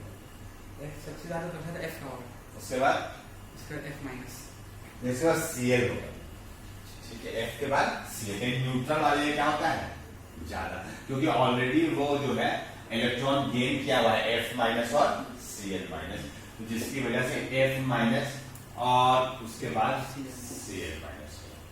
ठीक है, इसको हम लोग और दूसरे तरीके से कैसे हम लोग कर सकते हैं, इसको सवाल को समझना। ये तो ऑर्डर हो गया, तो हम बता दें क्लोरीन लग रहा था कि F के बाद F माइनस हो, कंफ्यूजन वहां पर रह जाता है लोगों का, उसको समझते हैं एक चीज से। तो देखो, अगर हम लोग F माइनस है मेरे पास और F माइनस से एक इलेक्ट्रॉन निकाल लिया, हम बना लिए F बना लिया और एक इलेक्ट्रॉन निकाल लिया। और दूसरा वाला में हम F में एक इलेक्ट्रॉन को गेन करवाए और यहाँ पे F माइनस। तो पहला वाला क्या चीज है? आयोनाइजेशन एनर्जी है, इसको हम लोग बोल सकते हैं ionization energy of F minus. बोल सकते हैं आयोनाइज करवा रहे F माइनस को, और इसको बोल सकते हैं कि electron affinity of, electron affinity positive क्या रहेगा, तो इलेक्ट्रॉन एफिनिटी ऑफ F बोल सकते हैं। तो इसका मतलब हम क्या बोल सकते हैं कि आयोनाइजेशन एनर्जी जो होगा F माइनस का, वो इलेक्ट्रॉन एफिनिटी ऑफ F के बराबर होगा। मैग्नीट्यूड तो दोनों से डायरेक्शन रिवर्स हो गया, और उसमें भी हमें इलेक्ट्रॉन एफिनिटी लिखी है, तो डायरेक्शन में रिवर्स वाला बात नहीं। और किसी को लगेगा रिवर्स वाला बात है तो मैग्नीट्यूड लगा देते हैं, एकदम कंफ्यूजन खत्म। तो इसका मतलब हम बोल सकते हैं कि आयोनाइजेशन एनर्जी जो F माइनस का है वो इलेक्ट्रॉन एफिनिटी F के बराबर होगा। ये बात हमको समझ में आ रहा है। दूसरा इसी तरीके से अगर हम Cl माइनस का बात करें तो Cl माइनस से अगर हम Cl बनाए और E माइनस, और दूसरा केस में Cl को इलेक्ट्रॉन गेन करवा के Cl माइनस बना दिए, तो इसको हम बोलेंगे ionization energy of Cl minus, और इसको बोलेंगे इलेक्ट्रॉन एफिनिटी ऑफ Cl, ये बोलेंगे। और यहां पर भी हम बोल सकते हैं कि आयोनाइजेशन एनर्जी जो होगा वो Cl माइनस का मैग्नीट्यूड ये इलेक्ट्रॉन एफिनिटी ऑफ Cl के बराबर होगा। ये तो बात समझ में आ रहा है। अब हमको बात ये करना है कि इलेक्ट्रॉन एफिनिटी जो होता है फ्लोरीन का ज्यादा होता है या क्लोरीन का ज्यादा होता है। हम लोग अच्छे से पता है कि इलेक्ट्रॉन एफिनिटी क्लोरीन का ज्यादा होगा एज कॉम्पेयर टू फ्लोरीन। अभी जस्ट एक्सेप्शन वाला पढ़े पीरियड नंबर 2 और पीरियड नंबर 3 में। तो इसके बाद समझ में हमको आ गया कि आयोनाइजेशन एनर्जी जो है Cl माइनस का, Cl माइनस का जो आयोनाइजेशन एनर्जी है वो F माइनस से ज्यादा होगा। ये चीजें समझ में आ रही। क्या चीज होगा, Cl माइनस का आयोनाइजेशन एनर्जी क्या होगा, F माइनस से ज्यादा। दिख रहा है कि Cl माइनस से, एक बात तो समझ में आई, Cl माइनस का आयोनाइजेशन एनर्जी जो होगा वो F माइनस से कहां से रिलेट करना है, आ रहा है समझ में। क्या कि हम इलेक्ट्रॉन एफिनिटी से आसानी से रिलेट कर पाएंगे। ठीक है, इसका मतलब कि Cl माइनस और F माइनस में कौन जीतेगा, Cl माइनस। पहला बात तो ये समझ में आएगा। और अगर हम लोग बात करेंगे सिर्फ और सिर्फ फ्लोरीन और क्लोरीन में अगर बात करेंगे तो फ्लोरीन जीतेगा क्लोरीन से, तो साथ साथ दिखा रहे शेयर नंबर में कोई एक्सेप्शन नहीं था, तो फ्लोरीन क्लोरीन। तो ये ऑर्डर हो गया। अब हमको अच्छे से पता है कि आयोनाइजेशन Cl से आसानी से इलेक्ट्रॉन निकाला जा सकता है Cl माइनस से। ऐसे ही रिपल्शन बढ़ा हुआ इलेक्ट्रॉन भी निकाल लेंगे आसानी से देन Cl से तो कम ही होगा उसका आयोनाइजेशन। अब तो क्लियर हो गया साफ साफ कि इसके बाद होगा Cl माइनस, उसके बाद Cl के बाद हो जाएगा Cl माइनस का। इसको हम लोग यहाँ से देख सकते हैं, जैसे Cl माइनस है, इसमें एक इलेक्ट्रॉन निकाले तो Cl बना, और Cl में से एक इलेक्ट्रॉन निकाले तो Cl प्लस। तो इसको हम लोग बोलेंगे आयोनाइजेशन एनर्जी 1, इसको बोलेंगे आयोनाइजेशन एनर्जी 2। तो इसका मतलब Cl का आयोनाइजेशन एनर्जी ऑलवेज क्या होगा, ज्यादा होगा Cl माइनस से, और इन लोग दोनों में कर लिया अलग से तो काम कर लिया सीधा सीधा। ये हम लोग को क्वेश्चन एकदम जबरदस्त वाला था। ठीक है,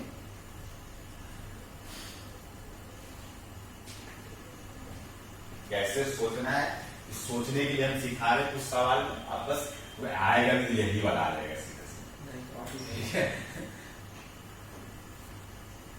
ये सब क्वेश्चन आएगा तो जब लेवल जब हाई करेगा, नीट का इतना औकात नहीं है, सब IIT में का औकात है, पूछेगा तो वो भी जल्दी यही पूछेगा, ये सब अब पूछेगा तो यही पूछेगा। तो हम ध्यान रखें इस टाइप का सवाल को कैसे अप्रोच लेना है। अब नीट पूछ सकता है, नीट का लेवल इस साल आप होगा एम्स के बराबर कर देगा, तो एम्स में हो सकता है सवाल आने लगेगा। ठीक है, इसीलिए करना चाहिए हम लोग अपना सवाल को अपना, हम लोग अपने तरफ से हर तरीके से प्रिपेयर्ड रहेंगे ताकि हम लोग कभी कोई कंफ्यूजन नहीं आए लाइफ में। एक सवाल और आयोनाइजेशन एनर्जी करते हैं। एक सवाल, find the correct order of second ionization energy. Find the correct order of second ionization energy. ठीक है, ऐसे लिखा हुआ है, ये कुछ ऑप्शंस है, तो ये ऑप्शन आपको बताना करेक्ट है या नहीं। ठीक है, इस तरीके से फास्फोरस सल्फर, उसके बाद सी नंबर ऑप्शन है मैग्नीशियम और एल्यूमिनियम में सेकेंड आयोनाइजेशन एनर्जी, और डी ऑप्शन है all of these, second ionization energy का ऑर्डर। कौन सा ऑप्शन करेक्ट है इसमें से? पहला तो सही है, पहला वाला सही है, दूसरा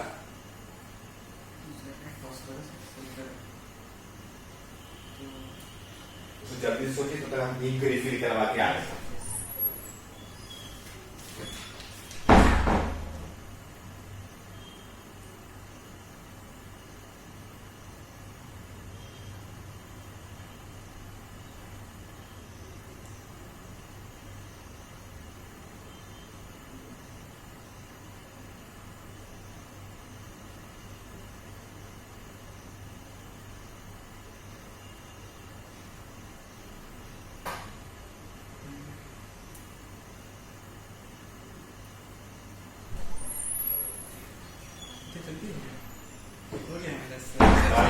ऑल ऑफ दीज आया होगा, क्योंकि हम लोगों को पता है कि मैग्नीशियम में Mg प्लस का सोचना था, Na प्लस का सोचना था यहाँ पे, ठीक, P प्लस का सोचना था और S प्लस का, तो यहाँ पे P3 और P4 वाला आ गया।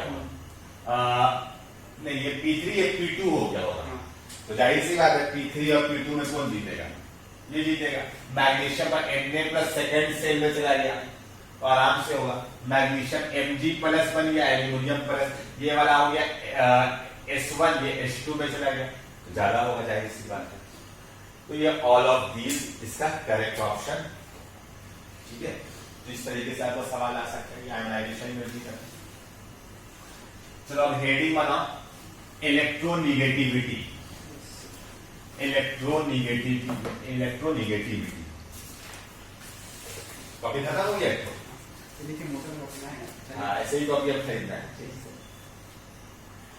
नया हम लोग इलेक्ट्रोनिगेटिविटी, इलेक्ट्रोनिगेटिविटी बहुत बचपन से पढ़ते आए हैं सब, इसका वैल्यू हमको सीधा सीधा रट भी है बहुत सारा, तो उससे भी बहुत फायदा हो जाता है। तो देखो the tendency to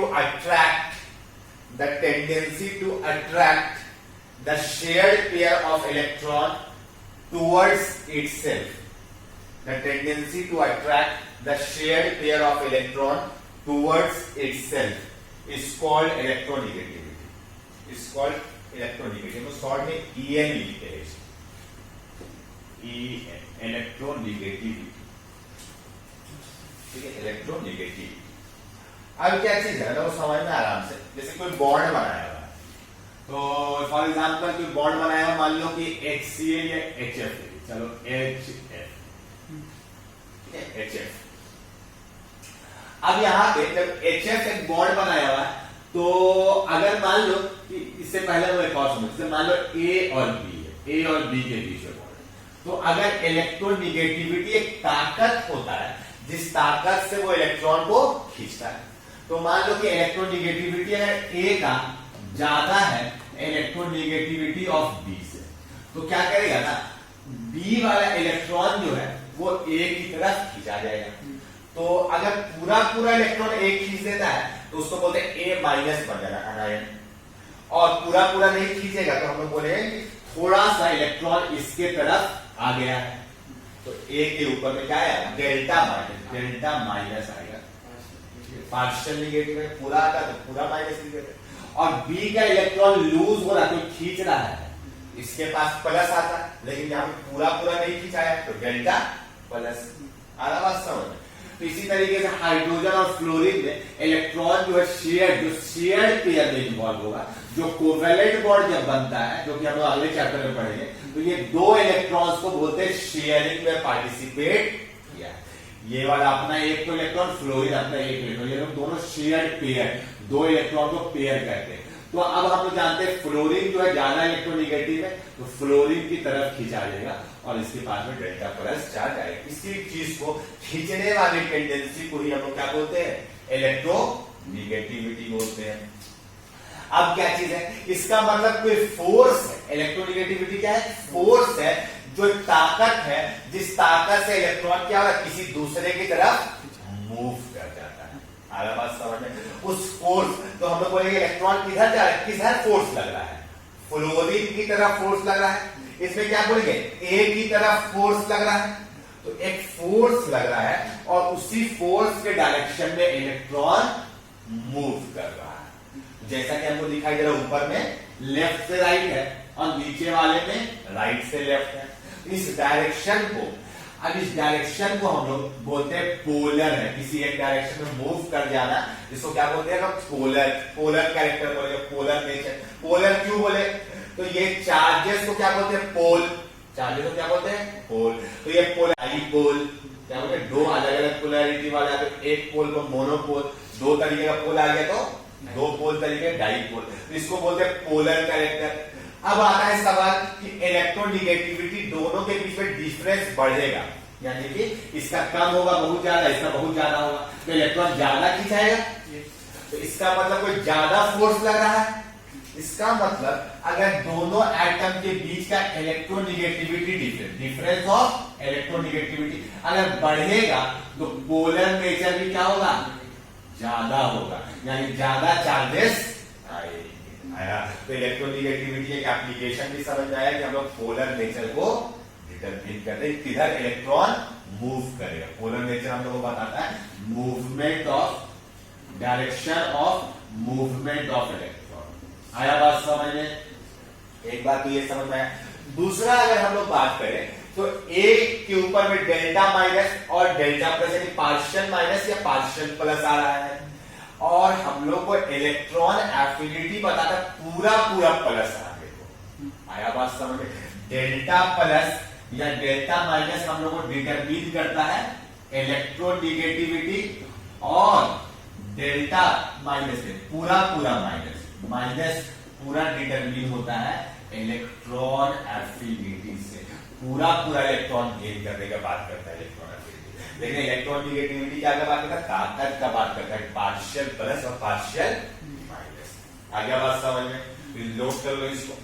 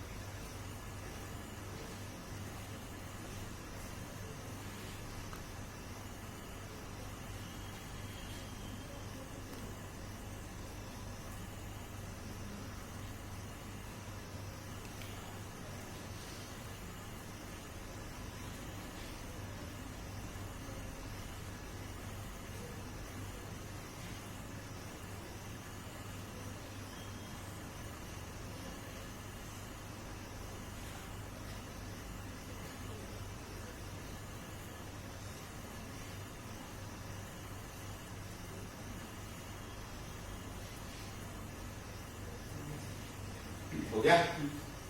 तो इलेक्ट्रोनिगेटिविटी एक ताकत होता है जिससे क्या होता है, इलेक्ट्रॉन का मूवमेंट होता है। पूरा पूरा इलेक्ट्रॉन गेन करने का हम लोग बात नहीं करते, जो शेयरिंग में रहता है वही वाला इलेक्ट्रॉन के बारे में बात होता रहता है। अब अगर हम लोग बात करें फैक्टर्स जिस पर डिपेंड करता है, फैक्टर्स अफेक्टिंग इलेक्ट्रोनिगेटिविटी, कौन कौन सा फैक्टर? तो पहला जेड इफेक्टिव अगर बढ़ेगा तो इलेक्ट्रॉन लेने का ताकत बढ़ेगा, जाहिर सी बात। ये इफेक्टिव कम साइज छोटा हो रहा है तो इलेक्ट्रोनिगेटिविटी बढ़ेगा। दूसरा शेल नंबर बढ़ेगा तो इलेक्ट्रोनिगेटिविटी घटेगा, क्योंकि न्यूक्लियस से दूरी बढ़ रहा है, दूरी। और इसमें अच्छी बात है कि वैसा कोई एक्सेप्शन है ही नहीं, ठीक है। तो बस कहीं दो फैक्टर याद रखना है आप लोगों को।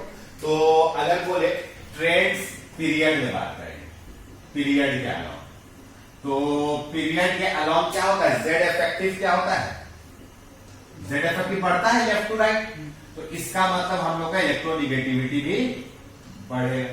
तो अगर हम लोग अरेंज करेंगे lithium, beryllium, boron, carbon, nitrogen, oxygen, fluorine, तो क्या हो जाएगा, ये ऑर्डर हो जाएगा। बात समझ में? अब हम लोग जानते हैं नोबल गैसेस का जो पूछेगा इलेक्ट्रोनिगेटिविटी कितना होता है, 0 इलेक्ट्रॉन का किसका, ठीक है। लेकिन आजकल आ रहा है कि सबसे मैक्सिमम होता है, अभी का जो लेटेस्ट डेटा आ रहा है तो उसमें देखा जा रहा है कि नोबल गैसेस का सबसे ज्यादा होता है। तो अब हम लोग का सिलेबस में देखिए हम लोग वो बोलना है, पूछेगा नोबल गैसेस का इलेक्ट्रोनेगेटिविटी कितना होता है, आई मैक्सिमम होता है उसका आई। हाँ, ठीक है, इस चीज को ध्यान में रखिएगा कि वैसा केसेस आएगा तो हम लोग मानेंगे कि नहीं सबसे पीछे लग जाएगा लाइन। लेकिन हाँ अभी का जो लेटेस्ट आ रहा है थ्योरी और उसमें देखा जा रहा है सारा एक्सपेरिमेंट में इन लोग भी बॉन्ड्स भी बनाते हैं और सबसे ज्यादा खींचने का ताकत रखते हैं इलेक्ट्रॉन को। तो वो सारा थ्योरी के बेसिस पर अभी हम लोग को वो सब कुछ नहीं जानना है। अब देखते हैं ट्रेंड्स। अब अलोंग ग्रुप, तो ग्रुप के अलोंग जो होता है वो इलेक्ट्रोनेगेटिविटी घटता है। इसका तो वैल्यू भी हम लोग को याद है ना, लिथियम का होता है कितना 1, बेरिलियम का 1.5, 2, 2.5, 3, 3.5 और 4 है ना, याद रखना है।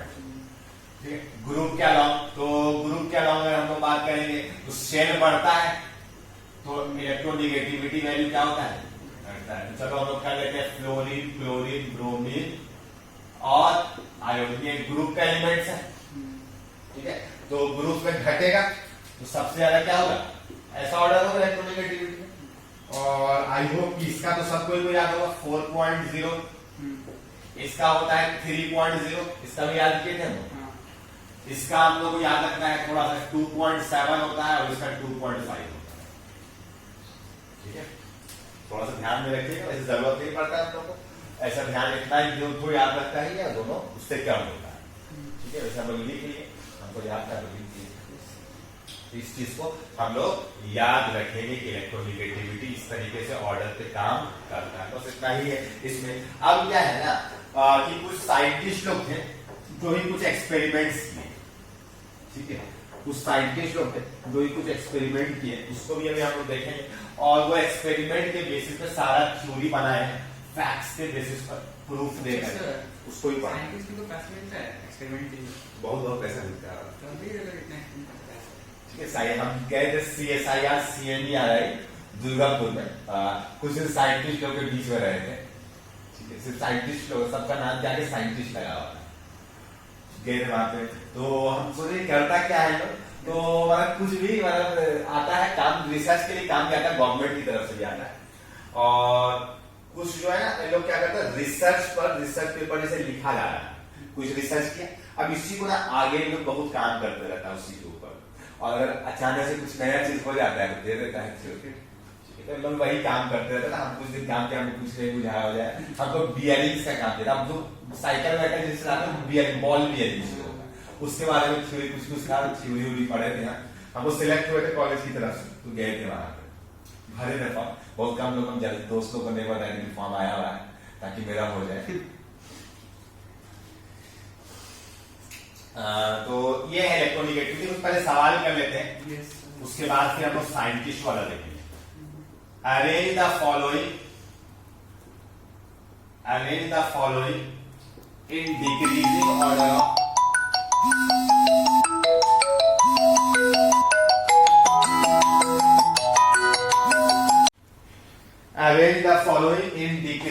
order of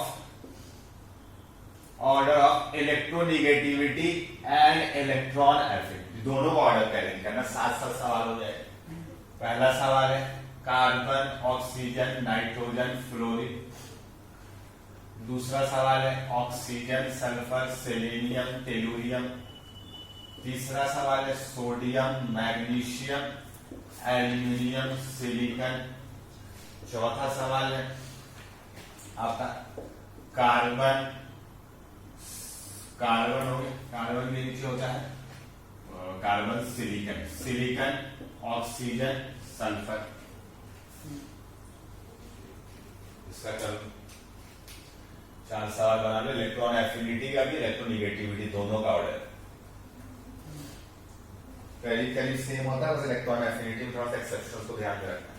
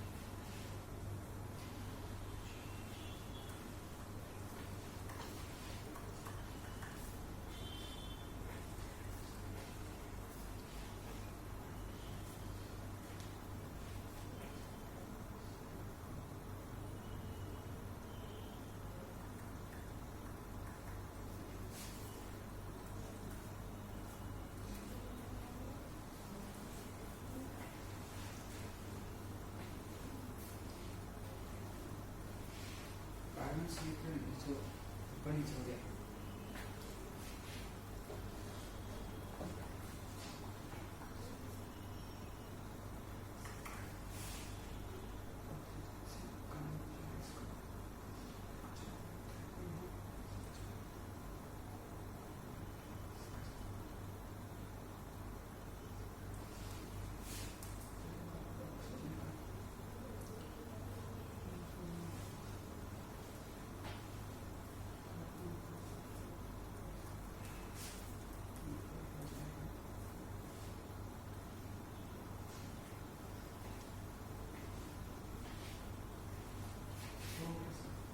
हो गया।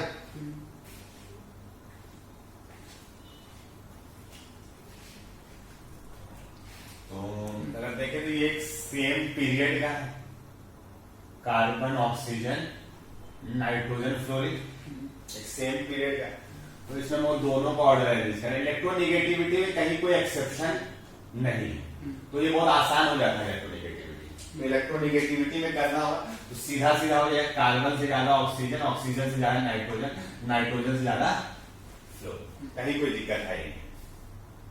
अब अगर इलेक्ट्रॉन एफिनिटी का अगर बात करें तो इसमें थोड़ा सा दिक्कत आ जाता है। इलेक्ट्रोनेगेटिविटी में नाइट्रोजन पहले आता है। और सॉरी नाइट्रोजन, O और N लिखा हुआ था तो वैसे हम लिख दिए, कार्बन नाइट्रोजन ऑक्सीजन फ्लोरीन, यही ऑर्डर हो जाएगा। मतलब सिंपल सा पीरियड का नाम इंक्रीज करता है। अब लेकिन हम लोग को इलेक्ट्रॉन एफिनिटी में थोड़ा सा दिक्कत है, इलेक्ट्रॉन एफिनिटी भी इंक्रीज करता है, लेकिन सिर्फ नाइट्रोजन वाला मेरा एक्सेप्शन है, तो नाइट्रोजन को पीछे लगा देंगे, बाकी जो ऑर्डर होता वही हो जाएगा, है ना, यही हो जाएगा, और कोई एक्सेप्शन नहीं है इसमें। तो बस ऐसे हो गया इसका आंसर।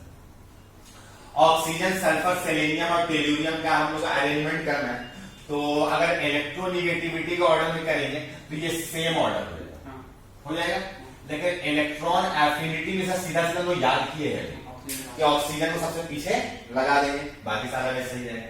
सल्फर, सेलेनियम, टेल्यूरियम और ऑक्सीजन सबसे पीछे हो जाता, होना तो चाहिए था सल्फर के बाद, लेकिन हो जाता है सबसे पीछे, इसको ध्यान में रखना है। अब इसमें अगर बात करें इलेक्ट्रोनिगेटिविटी का ऑर्डर, तो इसका वैल्यू भी वैसे याद है हम लोग को, और अगर देखें तो ग्रुप के अलावा ये पीरियड का नाम बढ़ता है, यही हो जाएगा ऑर्डर। और अगर इलेक्ट्रॉन एफिनिटी का बात करें तो इसमें एक मैग्नीशियम जो है वो ग्रुप 2 का है, तो मैग्नीशियम क्या चीज हो जाएगा, सबसे पीछे, मैग्नीशियम सबसे पीछे होगा। और अगर हम लोग देखें तो नाइट्रोजन फैमिली का कोई है ही नहीं, तो कोई दिक्कत नहीं है, तो मैग्नीशियम सबसे पीछे हो जाएगा। और इसमें सबसे आगे कौन हो जाएगा, सिलिकन, सिलिकन के बाद हो जाएगा एल्यूमिनियम, एल्यूमिनियम के बाद हो जाएगा सोडियम, और सोडियम के बाद हो जाएगा मैग्नीशियम। ठीक है, इस चीज को ध्यान में रखना है। अब ये वाला थोड़ा सा अलग है, कार्बन, कार्बन, सिलिकन, और कार्बन के नीचे हो गया सिलिकन, और कार्बन के बगल में ऑक्सीजन और सल्फर। अब सवाल है कि इलेक्ट्रोनिगेटिविटी ऑर्डर करेंगे तो कार्बन और ऑक्सीजन में ये जीतेगा, सिलिकन और सल्फर में ये, और ऊपर कभी भी हम लोग का जानते हैं कि ऊपर वाले का हमेशा ज्यादा होता है, बस इतना ध्यान में रखना है, ऊपर वाले का हमेशा ज्यादा होता है। तो ये इलेक्ट्रोनिगेटिविटी का मेरा ऑर्डर हमको जैसा दिखाई दे रहा है, तो इसमें ऑक्सीजन सबसे आगे है और सिलिकन सबसे पीछे है, बच गया कौन कौन मेरा, कार्बन और सल्फर, तो कार्बन का सल्फर से ज्यादा है। ठीक है, इस चीज को ध्यान रखना है। इलेक्ट्रॉन एफिनिटी में अगर बात करें, इलेक्ट्रॉन एफिनिटी का, तो कार्बन और ऑक्सीजन में क्या ऑक्सीजन का ज्यादा होगा, सिलिकन और सल्फर में भी सल्फर का ज्यादा होगा, इन लोग में भी वही होगा, तो सेम ऑर्डर हो जाएगा, same order for electron affinity, इसका ऑर्डर जो होगा वो आगे बात समझ। तो ये था हम लोग का, इतना ही से सिलेबस में आएगा आपका, लेकिन एनसीईआरटी में पाउलिंग स्केल को इंक्लूड कर दिया है एनसीईआरटी, तो इसीलिए हम लोग वो साइंटिस्ट वाला भी पढ़ लेंगे, फॉर्मूला ध्यान रख लेंगे, क्या क्या बात बताया तो उसको समझ लेंगे बस। ठीक है, जिससे हम लोग का इलेक्ट्रोनिगेटिविटी पूरा पूरा खत्म हो जाएगा। क्या एक सवाल में एनसीईआरटी में लिखा है पाउलिंग स्केल से रिलेटेड, तो इसीलिए हम लोग को पढ़ना, मतलब कि वो लिख दिया सवाल में, इसका मतलब सिलेबस में हो गया, कभी भी आईटी या नीट पूछ सकता है, वो बोलेगा कि सिलेबस में था। तो अब उसके बेसिस पर हम लोग पढ़ेंगे। पहला नंबर जो है पाउलिंग स्केल। पाउलिंग एक साइंटिस्ट है जो कि बताए कैसे इलेक्ट्रोनिगेटिविटी मेजर होगा। ठीक है, तो जैसा मान लो कि ए बी कोई कंपाउंड है, ए और बी, ए बी जो है कंपाउंड है, तो ए का कुछ अलग इलेक्ट्रोनिगेटिविटी वैल्यू होगा, बी का कुछ अलग इलेक्ट्रोनिगेटिविटी वैल्यू होगा। हम लोग तो जानते हैं कि सब कोई का इलेक्ट्रोनिगेटिविटी वैल्यू अलग अलग होगा। तो वो बताए हम लोग को कि electronegativity of A minus electronegativity of B जब बॉन्ड बनाया रहेगा वो डिपेंड करेगा, वो डायरेक्टली प्रोपोर्शनल होगा अंडर रूट ऑफ डेल्टा। अब ये डेल्टा क्या चीज है? तो ये आयोनिक रेजोनेंस एनर्जी है। अब ये क्या होता है, इसी को समझने के लिए इतना बड़ा काम करना पड़ेगा हम लोग को। ठीक है, ये हम लोग को बता दिए कैसा होता है कि ए माइनस बी का क्या होता है, जो इलेक्ट्रोनिगेटिविटी डिफरेंस आएगा वो अंडर रूट ऑफ डेल्टा, और डेल्टा क्या होता है? Resonance energy.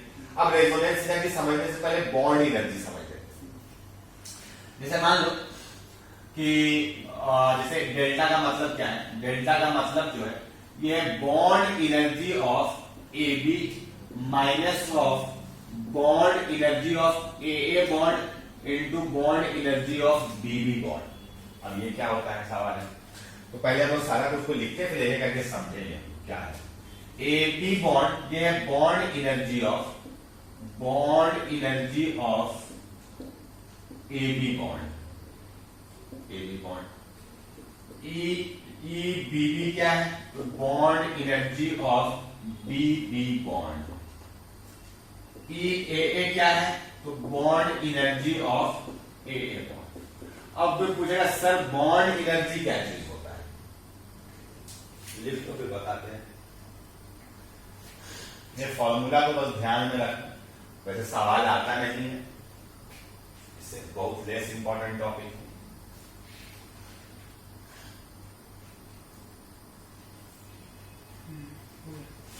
तो वो समझते हैं बॉन्ड एनर्जी क्या चीज। जैसे मान लो मेरी जैसे H है, हाइड्रोजन है और क्लोरीन है, तो हम लोग को पता है कि हाइड्रोजन और क्लोरीन दोनों का ऑक्टेट या ड्यूप्लेट क्या चीज था? इनकम्प्लीट था। तो जिसकी वजह से लोग क्या करता है? बॉन्ड का फॉर्मेशन करता है, ताकि दोनों अपना चाहता है कि हाइड्रोजन चाहता है कि अपना ड्यूप्लेट कंप्लीट हो जाए और क्लोरीन चाहता है मेरा ऑक्टेट कंप्लीट हो जाए नोबल गैस कॉन्फिगरेशन अटेंड करने के लिए। तो इसका मतलब चाहता है और हो जाता है कि क्लोरीन को भी शेयरिंग करने की वजह से ऑक्टेट कंप्लीट हो जाता है।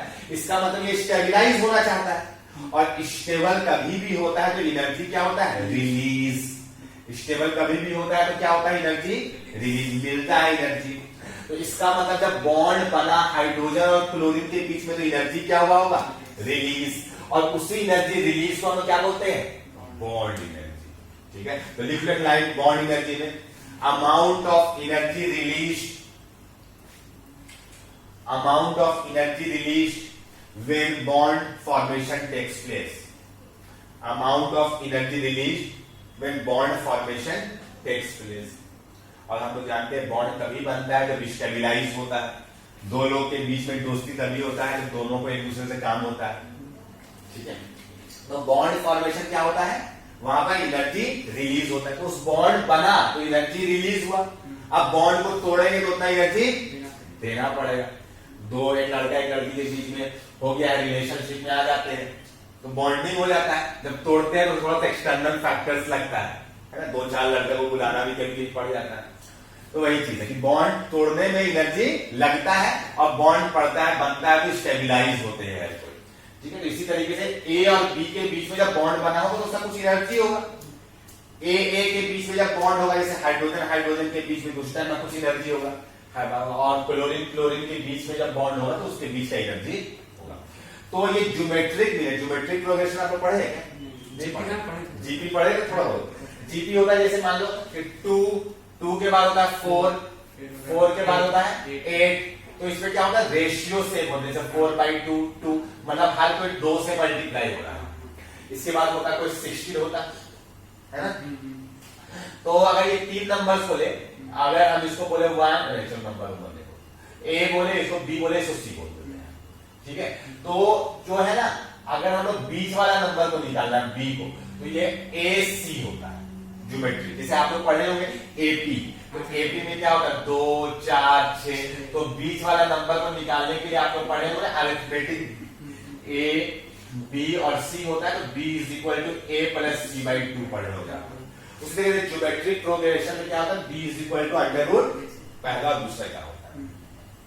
तो वही चीज है यहाँ पे, ज्योमेट्रिक वाला ही है, वही से सोचा इन लोग कि ये कुछ एवरेज होता होगा। अभी हम लोग बताते हैं पूरा स्टोरी क्या था इसका, तब समझ में आए। ये समझ में आया कि बीच वाला ये रूट के अंदर लिख देते हैं तो वो ज्योमेट्रिक मीन बताता है। जिस तरीके से अरिथमेटिक मीन होता है उसी तरीके से वो ज्योमेट्रिक मीन बताता है। अब ये पाउली स्केल्स है, ये हम लोग एक लाइन और कभी पूछ देते हैं, ये रिलेटेड किससे है, तो बेस्ड ऑन बॉन्ड एनर्जी। तो पूछ सकता है कि किस पर बेस्ड है, तो बॉन्ड एनर्जी का रिलेटेड कॉन्सेप्ट पर भी बेस्ड होता है पाउली। तो आप देखो, जैसे मान लो कि HCl बॉन्ड बना है, तो हमको भी पता है कि इसमें दो तरीके का बॉन्ड इन्वॉल्व है, एक HH बॉन्ड AA वाला और दूसरा जो होगा ClCl वाला बॉन्ड। आवाज समझ? तो वो सोचा कि एक तो H इस बॉन्ड को टूटा होगा तो जो एनर्जी लगा होगा कुछ EAA होगा, और इस बॉन्ड को जब तोड़े होंगे तो उसमें एनर्जी लगा होगा BB। तो इन लोग दोनों का कुछ आधा बीच के एवरेज कुछ सोचा और इसका एनर्जी होता होगा, ऐसा सोचे। हम लोग भी सोचेंगे कि अच्छा इस दोनों का कंपाउंड से मिलकर भी ये बना हुआ है, तो इसका जितना एनर्जी होता होगा इसका एनर्जी होता होगा, इसका आधा एनर्जी होता होगा, मतलब एवरेज होता होगा। मान लो इसकी एनर्जी मिला, इसका एनर्जी होगा 2 जूल, इसका एनर्जी होगा 3 जूल, तो जो HCl बनता है वो लोग सोचा 2 प्लस 3 बाई 2 होना चाहिए, 5 बाई 2 2.5 होना चाहिए इसकी एनर्जी।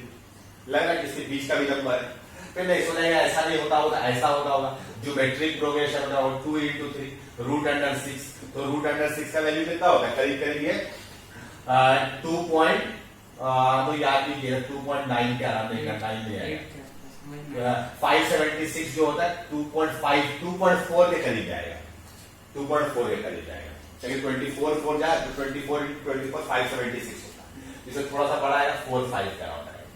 तो अगर देखा जाए तो दोनों वैल्यू करीब करीब एवरेज सही बैठ रहा है, ज्योमेट्रिक मीन भी और अरिथमेटिक मीन भी। तो बोला कि अच्छा कि हाँ ये वाला बॉन्ड और ये वाला बॉन्ड टूटा होगा और एक तो नया बॉन्ड टूटा होगा, तो इसके बीच का एनर्जी एक तो एवरेज वाला होगा, तो वो ज्योमेट्रिक मीन के हिसाब से दे दिया पाउली। लेकिन जब दिखा ना कि नहीं इसका एनर्जी जो है ना बॉन्ड के बीच का ना ये कुछ अलग आ जाता है, इसके बीच का एनर्जी क्या चीज है, कुछ अलग। अब सवाल है ऐसा क्यों हो रहा है, तब बहुत रिसर्च किया तो बताया ना कि ये बॉन्ड पोलराइज हो चुका है, इस हाइड्रोजन के ऊपर में डेल्टा प्लस आ गया है और इस क्लोरीन के ऊपर में डेल्टा माइनस आ गया है, और दोनों क्या कर रहे हैं, एक दूसरे को अट्रैक्ट कर रहे हैं। दोनों एक दूसरे को क्या कर रहे हैं, अट्रैक्ट कर रहे हैं, जिसकी वजह से कुछ एक्स्ट्रा एनर्जी आ गया, कुछ ज्यादा ताकत से खींच रहे हैं एक दूसरे को। क्या है कि बॉन्ड क्या है, पोलराइज। इसमें बॉन्ड क्या था, नॉन पोलर बॉन्ड थे, इसमें दोनों का इलेक्ट्रोनेगेटिविटी क्या थी, सेम, किधर भी इलेक्ट्रॉन का मूवमेंट नहीं हो रहा था। इसमें क्या हुआ, एक्स्ट्रा फैक्टर एनर्जी रिस्पॉन्सिबल है। वो कौन सा एनर्जी है, जो दोनों के बीच में अट्रैक्शन फोर्स लगा है, तो ये एक्स्ट्रा एनर्जी रिस्पॉन्सिबल है। और जो एनर्जी क्या है, ज्यादा, जो एनर्जी क्या होगा, ज्यादा तगड़ा एनर्जी होगा। इसमें एनर्जी क्या थी, कम। तो जो एक्स्ट्रा एनर्जी जो आया, इसका मतलब बोल सकते हैं ये डेल्टा क्या चीज है, तो डेल्टा जो है मेरा कि जो एक्चुअल, जो एक्सपेरिमेंटल है, एक्चुअल बॉन्ड एनर्जी, और इसी को हम लोग बोल सकते हैं एक्सपेरिमेंटल जो बॉन्ड एनर्जी आ रहा था, और जो हम लोग सोचे थे थ्योरेटिकल, ये वाला, ये theoretical bond energy, theoretical bond energy आ रहा है। मतलब जो एक्स्ट्रा कहां से आ रहा है, तो वो एक्स्ट्रा एनर्जी जो इसमें आ रहा है बॉन्ड का, वो इलेक्ट्रोनेगेटिविटी डिफरेंस की वजह से, वरना कोई नहीं आता, वरना सिर्फ क्या होता, यही हो जाता EAA into EBB। मतलब कि इसमें जो फैक्टर लग रहा है डेल्टा प्लस और डेल्टा माइनस, अलग से इसको क्या कर रहा है, अट्रैक्ट कर रहा है, और जिसकी वजह से ये आयंस के तरफ जा रहा है। क्या हो रहा है, ये डेल्टा प्लस प्लस और माइनस चार्ज आने का मतलब आयंस बनने का मतलब होता है। इसीलिए नाम क्या रखा, आयोनिक रेजोनेंस एनर्जी। और ये डिफरेंस होता है actual bond energy minus theoretical bond energy, उसी के प्रोपोर्शनल में वो इलेक्ट्रोनेगेटिविटी वैल्यू होगा। आगे बात समझ, यही चीज हम लोग को समझाए पॉलिटिक्स। लिख लो इसको। बस 2 वाली स्केल छोड़ था। और इसी के बेसिस पर, पाउली के बेसिस पर हम लोग जितना भी याद किए हैं ना इलेक्ट्रोनिगेटिविटी वैल्यू, पाउली वाला ही है वो, ठीक है। तो एनसीईआरटी में आपका सवाल होगा इस टाइप से रिलेटेड, तो आप एक्सप्लेन कर दीजिएगा उसको प्रॉपर्ली, ये क्या क्या हम लोग को बताए थे पाउली।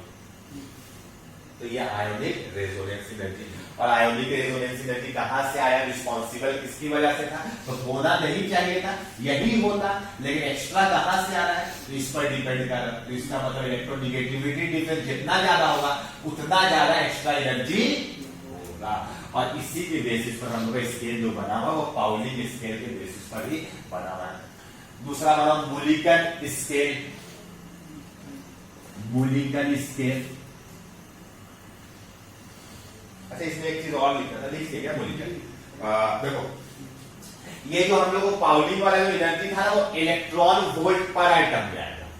जो इलेक्ट्रोनिगेटिविटी डिफरेंस है A minus electronegativity difference B का, ये प्रोपोर्शनल का अंडर रूट ऑफ डेल्टा, जो कि इलेक्ट्रॉन वोल्ट पर एटम में आएगा।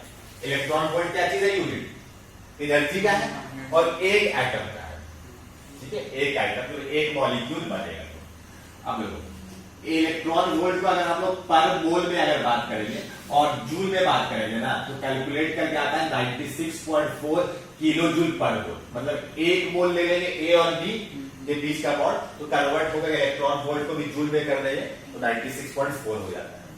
और अगर इसी को इलेक्ट्रॉन वोल्ट पर एटम को ना अगर हम लोग कैलोरी में करेंगे तो 23.1 किलो कैलोरी पर मोल हो जाता है। तो इसी को ना लिखा रहता है, जब जूल में कन्वर्ट करेंगे तो इलेक्ट्रोनिगेटिविटी ऑफ बी, ये डिफरेंस जो आएगा ये 0.208 under root delta kilo joule per mole में कन्वर्ट हो जाएगा। और यही जो है अगर इसको हम लोग कन्वर्ट करेंगे, इसी को इलेक्ट्रॉन वोल्ट को कन्वर्ट करेंगे बी में, तो ये कन्वर्ट हो जाता है 0.102 अंडर रूट डेल्टा। तो किताब में ये सब लिखा रहता है, इसलिए कभी कोई पूछेगा नहीं, इसको बस पढ़ लीजिएगा, एनसीईआरटी के सवाल बना लीजिए, एग्जाम में ले जाएगा।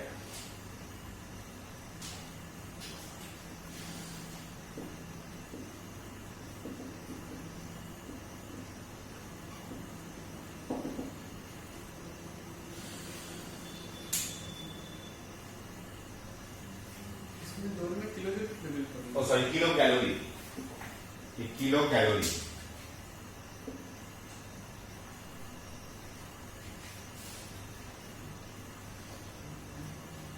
ध्यान में रखिएगा बस फॉर्मूला, जैसे पूछेगा कोई भी नहीं, लिखा होगा आयोनिक बॉन्ड रेजोनेंस। चलो मूलिकन क्या वाला है, जैसे मान लो कि H और Cl के बीच में बॉन्ड है, H और Cl, तो ऐसा नहीं लग रहा है इसके ऊपर डेल्टा प्लस आया हुआ है, इसके ऊपर डेल्टा माइनस आया हुआ है, तो हम बोल सकते हैं कि हाइड्रोजन इलेक्ट्रॉन लूज करने का टेंडेंसी रखता है और क्लोरीन इलेक्ट्रॉन गेन करने का टेंडेंसी रखता है। तो लूज करने वाला जो टेंडेंसी रखता है उसको हम लोग आयोनाइजेशन एनर्जी से मेजर करते हैं, और जो गेन करने वाला टेंडेंसी होता है उसको इलेक्ट्रॉन गेन एंथैल्पी कहे तो इलेक्ट्रॉन एफिनिटी से मेजर करते हैं। तो बताइए इसके बीच में जो इलेक्ट्रोनिगेटिविटी डिफरेंस होगा, जो इलेक्ट्रोनिगेटिविटी डिफरेंस होगा वो किस पर डिपेंड करेगा, बताइए कि ionization energy plus electron affinity का एवरेज होगा। इलेक्ट्रॉन एफिनिटी का एवरेज, बोले कि ये आयोनाइज करना चाहता है, ये इलेक्ट्रॉन एफिनिटी ये गेन करना चाहता है, तो इन लोग दोनों का एवरेज निकालेंगे ना, तो इन लोग के बीच का इलेक्ट्रोनिगेटिविटी डिफरेंस पता चल जाएगा। सही है, वही कॉन्सेप्ट है पहले वाला भी, वो भी, लेकिन थोड़ा सा अलग टर्म में था, इलेक्ट्रॉन वोल्ट पर एटम। अब सवाल इसको कन्वर्ट करेंगे, मान लो कि अगर आयोनाइजेशन एनर्जी इलेक्ट्रॉन वोल्ट में दिया था तब तो सही था, जूल में दे दिया था तब तो कैसे कन्वर्ट करें, तो इसका मतलब कि हम फॉर्मूला में जूल वाला लेते हैं और किलो कैलोरी वाला लेते हैं। तो अगर इसको कन्वर्ट करेंगे हम लोग सारा चीज को, मान लो कि आयोनाइजेशन एनर्जी मान लो कि x इलेक्ट्रॉन वोल्ट, तो इसको अगर किलो जूल में कन्वर्ट करना है तो कितना हो जाएगा 96.4 और x by 96.4 kilo joule per मोल होगा, एक kilo joule per mole is equal to x into x into 96.4 हो जाएगा। अब सवाल है कि तुमको आयोनाइजेशन एनर्जी किलो जूल में ही दिया रहेगा, आ रहा हुआ सब किलो जूल में ही पहले से दिया हुआ है, तो तुमको कन्वर्ट करना होगा किसमें, इलेक्ट्रॉन वोल्ट में। तो इसका मतलब 96.4 से डिवाइड, तो ये भी जूल में दिया रहेगा, ये भी 96.4 से डिवाइड हो जाएगा। तो इसका मतलब जब हम लोग इन लोग जूल में दिया रहेगा तो हम लोग सारा नंबर को 96.4 किलो जूल पर मोल से divide. If ionization energy and electron affinity are in kilo joule, आगे बात समझ में। इसी तरीके से किलो कैलोरी में दिया रहेगा तो हम लोग 23.1 से डिवाइड दे देंगे, 23.2 इंटू 23.1, ये हो जाएगा किलो कैलोरी पर मोल। लिख लेना, if ionization energy and electron affinity are in kilo calorie. ध्यान में रखना, इसको फॉर्मूला ये आसान है, कभी कभी यही फॉर्मूला ही एग्जाम में पूछ लेता है। तो ये आयोनाइज करना चाहता है एक एटम, दूसरा वाला गेन करना चाहता है, तो उसके बेसिस पर थ्योरी दिया था। ठीक है, इस चीज को, लेकिन इसका वैल्यू जो है एग्जैक्ट पॉली वाले से वैल्यू मैच नहीं किया था। सवाल था कि इसका कुछ डिफरेंस आ रहा था।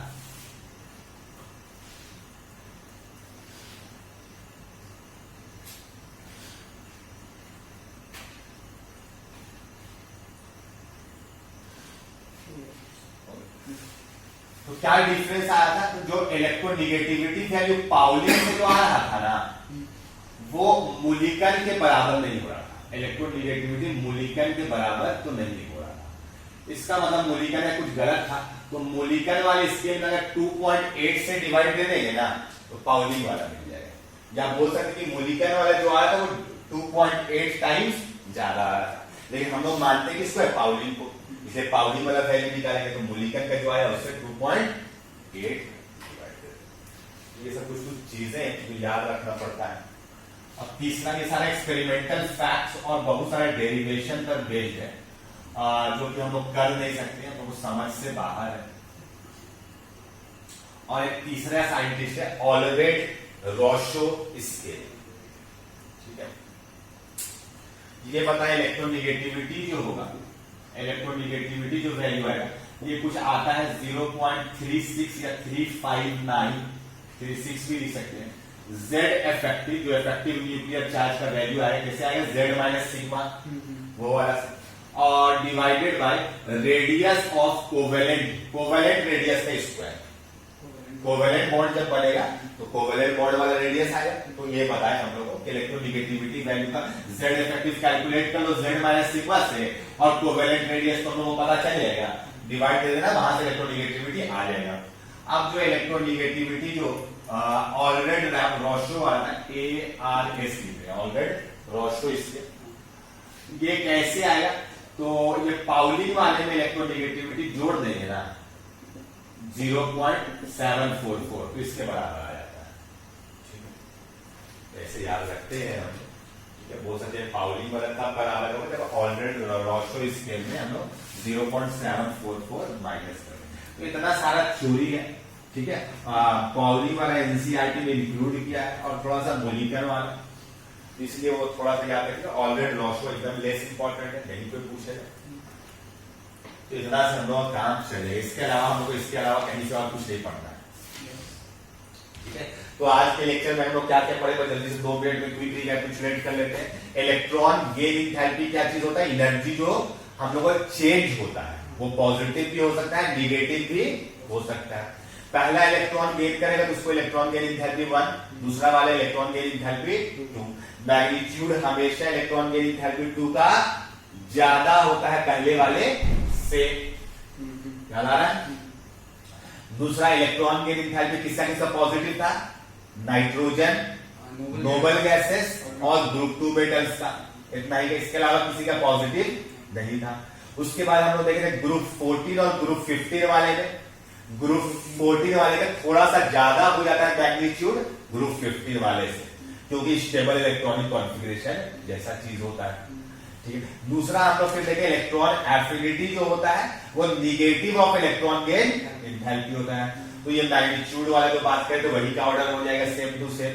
तो इलेक्ट्रॉन गेन एंथैल्पी और या इलेक्ट्रॉन एफिनिटी पीरियड नंबर 2 वाले से पीरियड नंबर 3 का ज्यादा होता है ड्यू टू साइज।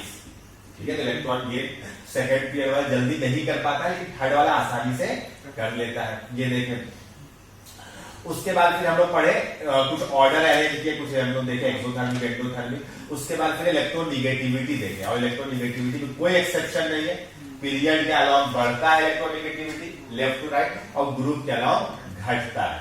ठीक है, फिर हम लोग पढ़े पाउली स्केल। तो पाउली स्केल हम लोग को बताया कि इलेक्ट्रोनिगेटिविटी डिफरेंस जो है ए और बी के बीच में, वो एक delta ionic bond resonance energy का रूट के अंक बराबर में होगा कुछ। और वो कैसे निकालते हैं, तो जो होना चाहिए था एनर्जी और उसका एवरेज दोनों से जो मिल करके बना हुआ, अब माइनस जो कि एक्चुअल में हो रहा था, है ना, उसी का कहां से आ रहा था, तो इलेक्ट्रोनिगेटिविटी डिफरेंस की वजह से एक्स्ट्रा बॉन्ड एनर्जी आ जा रहा है। फिर मूलिकन वाला देखें तो ionization energy plus electron affinity by 2, क्योंकि कोई भी कंपाउंड में एक आइटम लूज कर रहा होता है इलेक्ट्रॉन और दूसरा वाला गेन कर रहा होता है, तो जिसकी वजह से। और उसके हम लोग डिफरेंस देखेंगे पाउलिंग और मूलिकन में, तो 2.8 से डिवाइड दे देंगे मूलिकन वाले को, तो पाउलिंग वाला मिल जाएगा। और चौथा ऑलरेड रोशो स्केल, ये बताए कि जब भी किसी कंपाउंड में बॉन्ड बन गया होगा, उसके बीच में जो इफेक्टिव न्यूक्लियर चार्ज लगते रहता है, जो कि Z माइनस सिग्मा से हम लोग निकालते हैं, और सिलेबस में नहीं है वो भी निकालने का। उसके बाद उसको कोवेलेंट रेडियस जो आएगा उसके स्क्वायर से डिवाइड दे दो, तो उसका वैल्यू निकल जाएगा। और उसके बीच एक रिलेशन हम लोग जानेंगे, पाउलिंग में जोड़ देंगे तो वो ऑलरेड रोशो स्केल वाला आ जाएगा। तो इतना ही है हम लोग का इलेक्ट्रोनिगेटिविटी में पढ़ना।